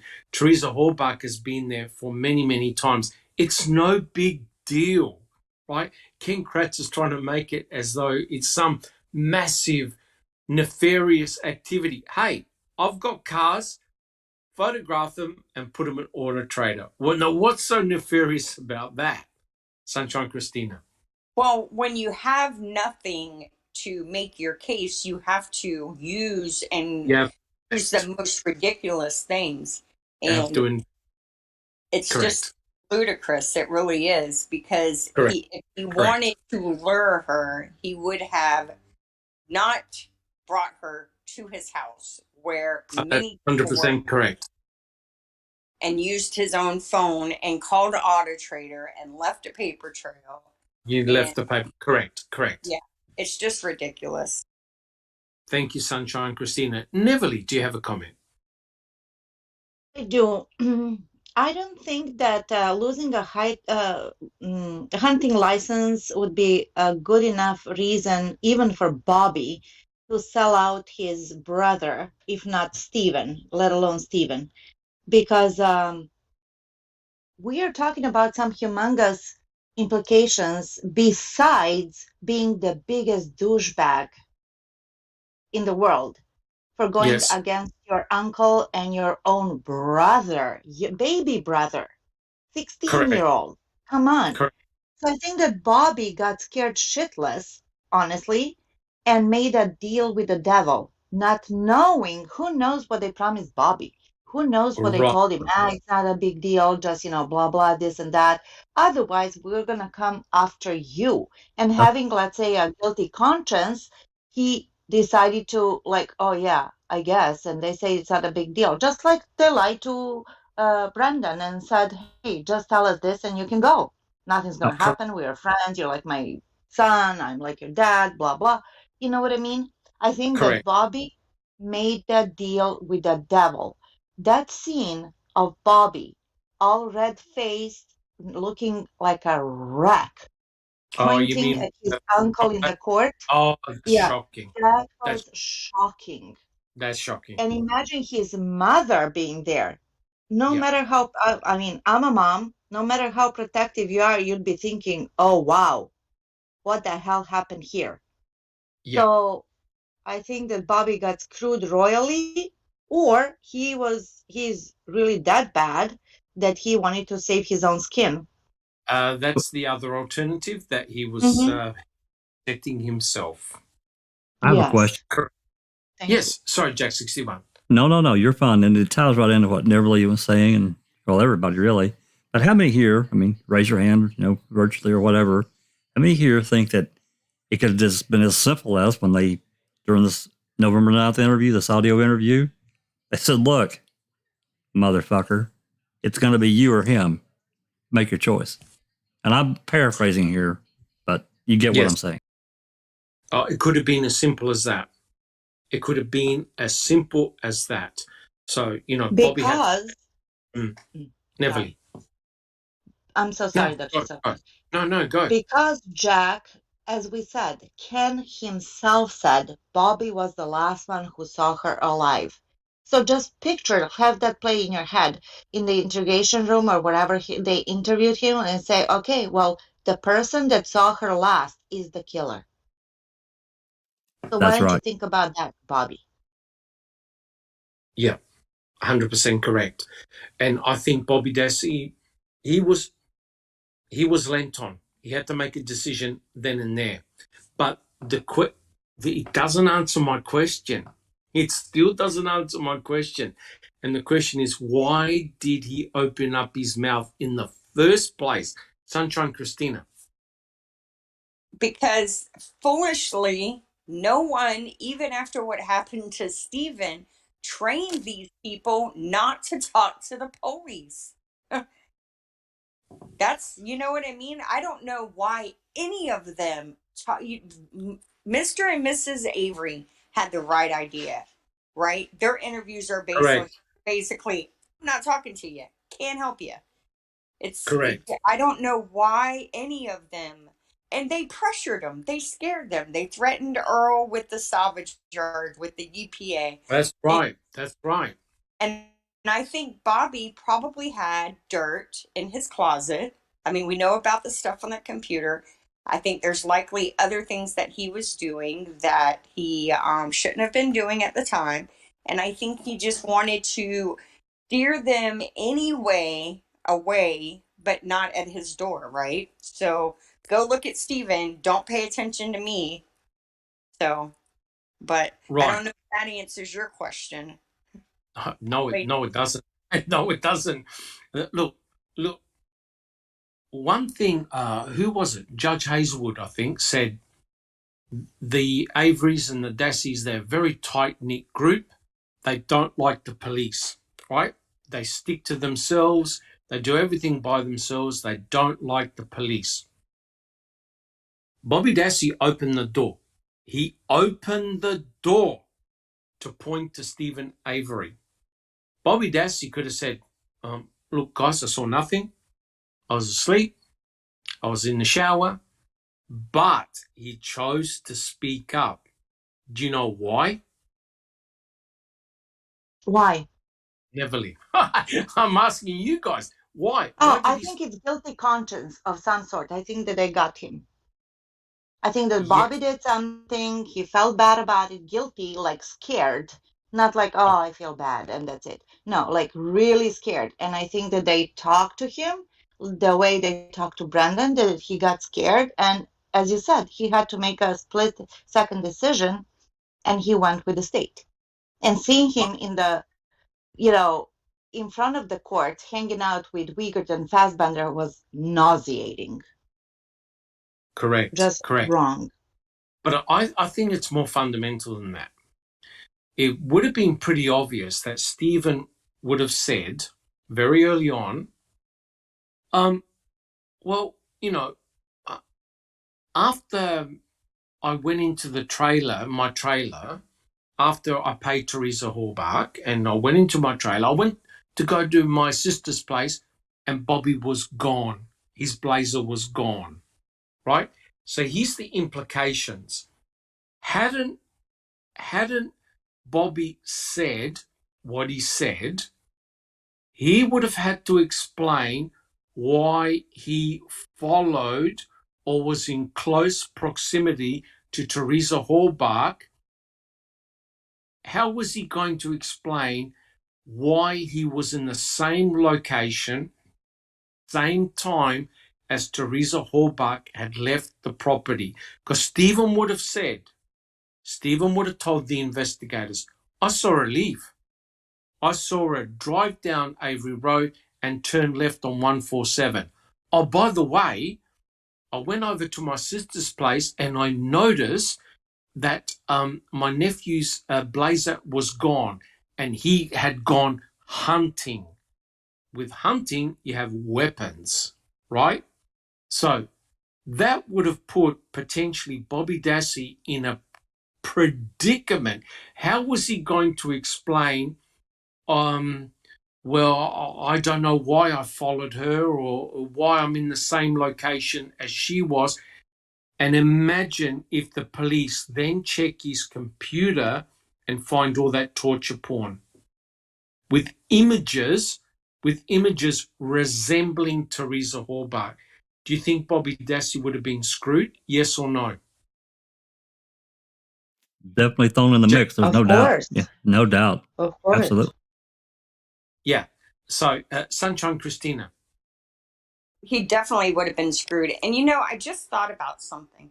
Do you think perhaps one of the reasons they didn't really do anything with the deer is because it wasn't shot with a bow, but instead it was shot with a 22? And that would have put a gun in Bobby's hands around the time that Teresa supposedly was shot with the 22? Well, look, according to Bobby Dassey, the deer was hit by a car and he saw it. The deer was roadkill. So that's why he got the deer and claimed it. Barb saw it. Jack 61. Barb saw the roadkill, and she called him. That's correct. That's correct. So you've got these stories animating that. No. It wasn't hunted. It wasn't shot. It wasn't stabbed. It got hit by a car, and we collected it. Right? Sunshine Christina. It's also the same reason that they reiterated over and over and over again that Bobby was going bow hunting that day. Oh, correct. Not gun hunting. And I do find it odd. I think it was Newhouse that did the firearm analysis and the bullet ballistics. matching. Yeah, the ballistics. And they never tested any of the other 22s found on the property. And I think it's likely because they are not so easy to match up. 22s are one of the most common guns in the world, and all of their rifling patterns are pretty much the same. So you can't say it came from the 22 in Steven's house and it didn't come from the 22 in Bobby's house, because likely when you shot both guns, the bullets probably looked very, very similar. There would have been similarities, and the freaky thing is that Bobby Dassey had the same model weapon as was hanging up in Stephen Avery's bedroom. That's exact same one, same model. But those .22 caliber rifles are apparently very, very common, especially in America. There are literally tens of thousands of them all over the place.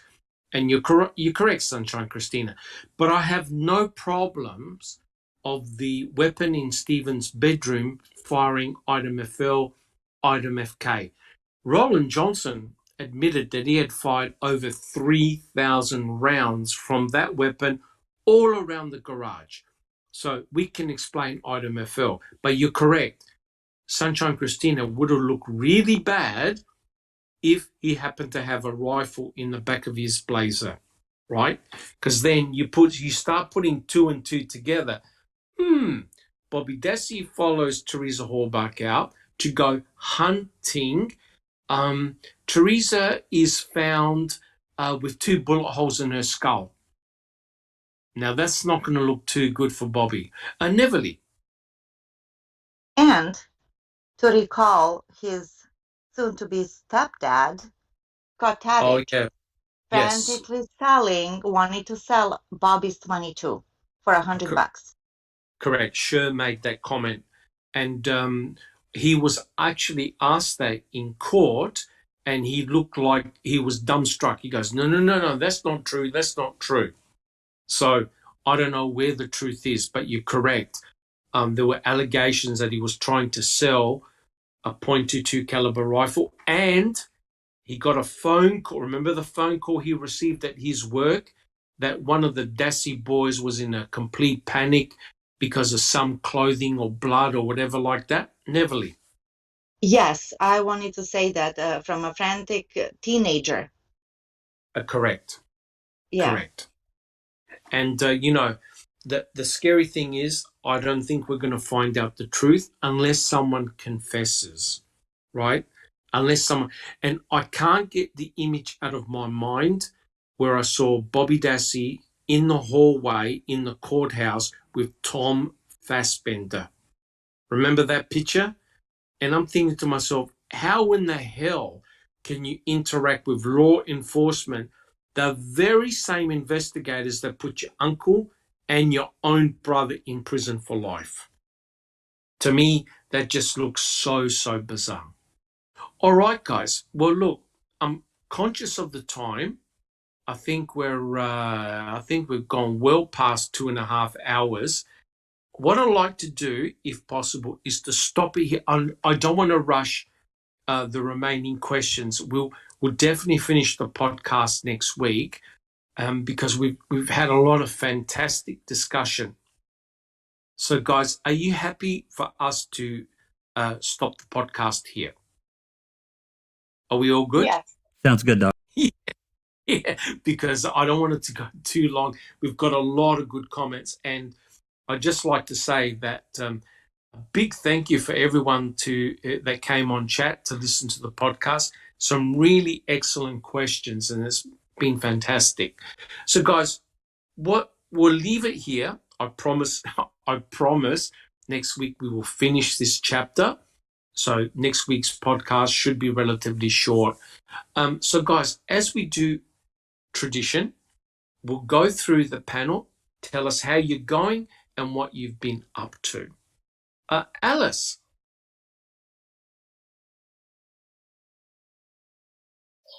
Hi everyone. Not much. Back to doing. Feeling a lot better than what I was the last couple of weeks. Getting back to normal. Did a video live last night on the Luke and Jodie case. And I did some videos because I actually went to the area where Jodie was found.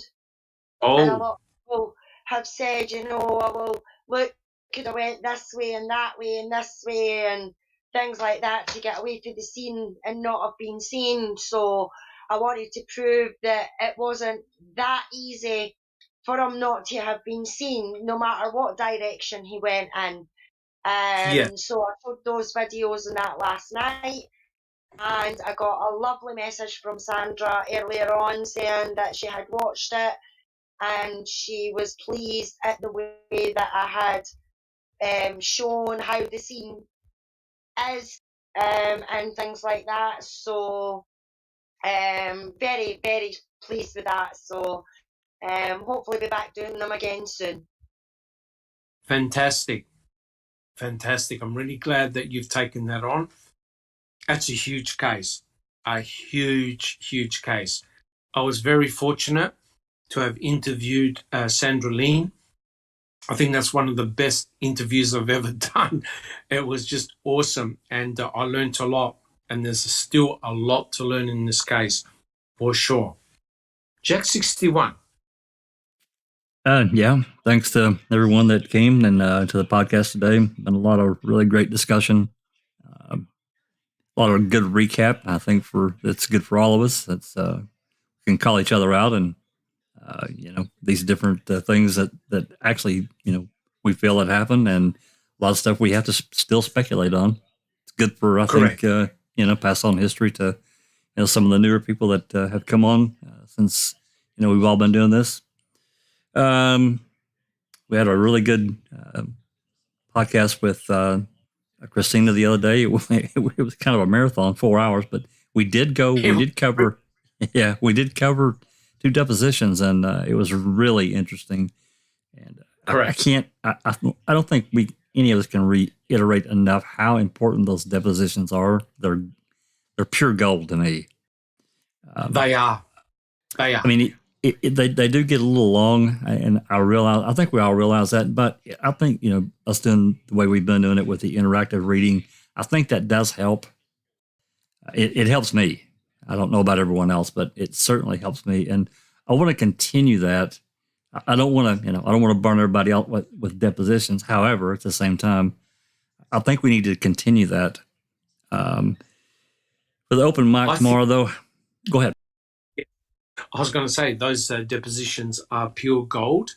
Yeah. And it's very interesting that Ken Kratz was alluding that, hey, whatever happened in the 2003 exoneration, nothing to do with what happened now. We're showing that there's a massive, massive link between what happened in 1985, 2003, and what happened to Stephen in 2005. You can see it. You can see the connections. It's brilliant. I love them. They're very, very important. Yeah, I agree. I mean, it's a direct link to me. And, maybe that comes from, us being around the case for as long as we have, and we see these other connections. At the same time, I think the newer people that are coming on, as they read and hear these things for themselves, the same thing. A couple of things coming up. And I haven't decided if I'm going to do an open mic tomorrow. If I do, it's probably not going to be a deposition. I think that if we're going to do that, I may do an extra open mic through the week, around, when the other podcasts, I don't want to, get in front of anyone else that's already got something planned. I'm not going to do that. But maybe pick a night where there's really not much going on, and maybe pick another one. Maybe one of the early depositions when they first began. Start back at the beginning. And then beyond that, we're going to be recording the January 2010 Brendan post-conviction hearings. So that's going to be starting soon. Should be some fireworks there. Fantastic. Yeah, those are, I mean, the depositions, they're heavy going, but they're so essential. They really are. If you ever wanted to find out what motives people like Kacerik and Vogel had, it's all there, black and white, all black and white. Well, another thing, Doc, and a lot of people, I mean, I'll see the connection because I read so much of it, but we can't forget that January 2010, now all this shit had happened that Kratz was going through in the fall of 2009. Yes. He got caught. And that's when all that shit got buried, all these assaults that he was involved in. But he's still involved in this case. It's crazy. Anyway. That's correct. That's 100% correct. Thanks again to everybody. Fantastic. Thank you, Jack61. Sunshine Christina. Hi, Dr. Silkman. Working on the podcast, like Jack's mentioned, we were just discussing, the depositions are absolutely crucial to understanding the mindset of the main players in this 2005 case on Halloween of 2005. 100% correct. They are the only ones with a motive, unfortunately. Now, is that due to the lack of an investigation into Teresa's home life, or is it because it's really that simple that they are the ones that needed a death to occur? I don't know. But if in order to understand all the ridiculousness that happened in the Teresa Halbach case, you have to understand all the ridiculousness that happened in the Penny Bernstein case. 100%. And then you understand that these same types of people were still involved, even though they acted like they weren't. They lied and said they weren't. These are the same people involved in this case. So, like Jack's just saying, I don't think I'm going to do depositions on Wednesday's podcast either. I had mentioned to, I think, Dark Side, we need to do like a TV guide for everybody's YouTube channels and like post it so we know where we need to be on what day at what time so that we can support each other. Because we're all doing such great things to bring awareness to the case, and you want to support everyone. So I'm waiting on some FOIA requests. I got some information on Joseph Wayne Evans, which of course was no information at all. but it is what it is. I have a few more out. I'm waiting for reports on all the other female murders that have been controversial as far as the newspaper accounts go. Yes. The first one occurred when Tom Kasurek was first became a police detective and was brought on the force. His first investigation. That one is a one that was actually featured on 60 Minutes. And so I'm waiting on the reports for that. I'm waiting on the reports for Mary Ziegelbauer, which is the county executive, Bob Ziegelbauer's sister, her murder, the Deborah Sukawati case. Yes. And waiting on one more report on the Pam Claflin, Randall Matea case. And hopefully Jax will want to maybe do an open mic on that. Yes. But other than that, just driving them people in Wisconsin crazy asking for information. That's about all I'm up to. Yes. Yeah, that's a lot. Thank you very much, Sunshine Christina. I really look forward to your Crime Theory Exchange podcasts. Thank you. Yes. It's a little bit too early for me in the morning, but I listen to them after. Well, I was thinking that my husband actually changed, he transferred, so his shift changed. And I was thinking about making a post on the Foul Play Discord channel, trying to find a time where it would be convenient for everyone and maybe changing the time by a little, because I would love to have your active participation, because I just love the way, one, you have a vast knowledge of the case. And two, I love the way you think. So, so we'll see what we can come up with. Oh, awesome. Thank you so much, Sunshine Christina. Zoe, are you there? Are you awake? I think that's a big no. Sammy. I'm doing quite well. Lots of work. Getting ready for winter. You know the deal. How have you been? I've been quite good. I've been having lots of checkups, and my ulcer slowly getting better, but I'm doing all the right things. And look, like I said, I'm so glad I have the Foul Play team, family, that's helped me a real lot, helped me to stay focused. And it's a delight to do these podcasts and, watch other people do their podcasts as well. We're living in good times. We're very fortunate. A lot of good information. And, fingers crossed that I'll heal 100%. My aim is to drive my car, go to the beach, and put my feet in the sand. So that's my aim. All right, guys. Well, look, I'd like to thank the panel for their excellent questions. I also like to thank our members in chat. Thank you so much for coming along and listening to the podcast. It warms our heart that you are obviously enjoying the podcast. Going through Ken Kratz's book is not the easiest thing, trust me.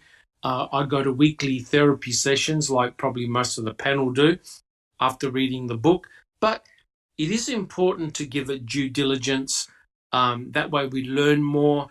We get an understanding of how Ken Kratz's mind works. And please, guys, if you like what we do, subscribe to our channel. Leave your DNA on the thumbs up if you enjoyed our podcast. And yes, we will see you all next week to continue and finish this chapter. Thank you so much. This has been a Foul Play production. What do you want?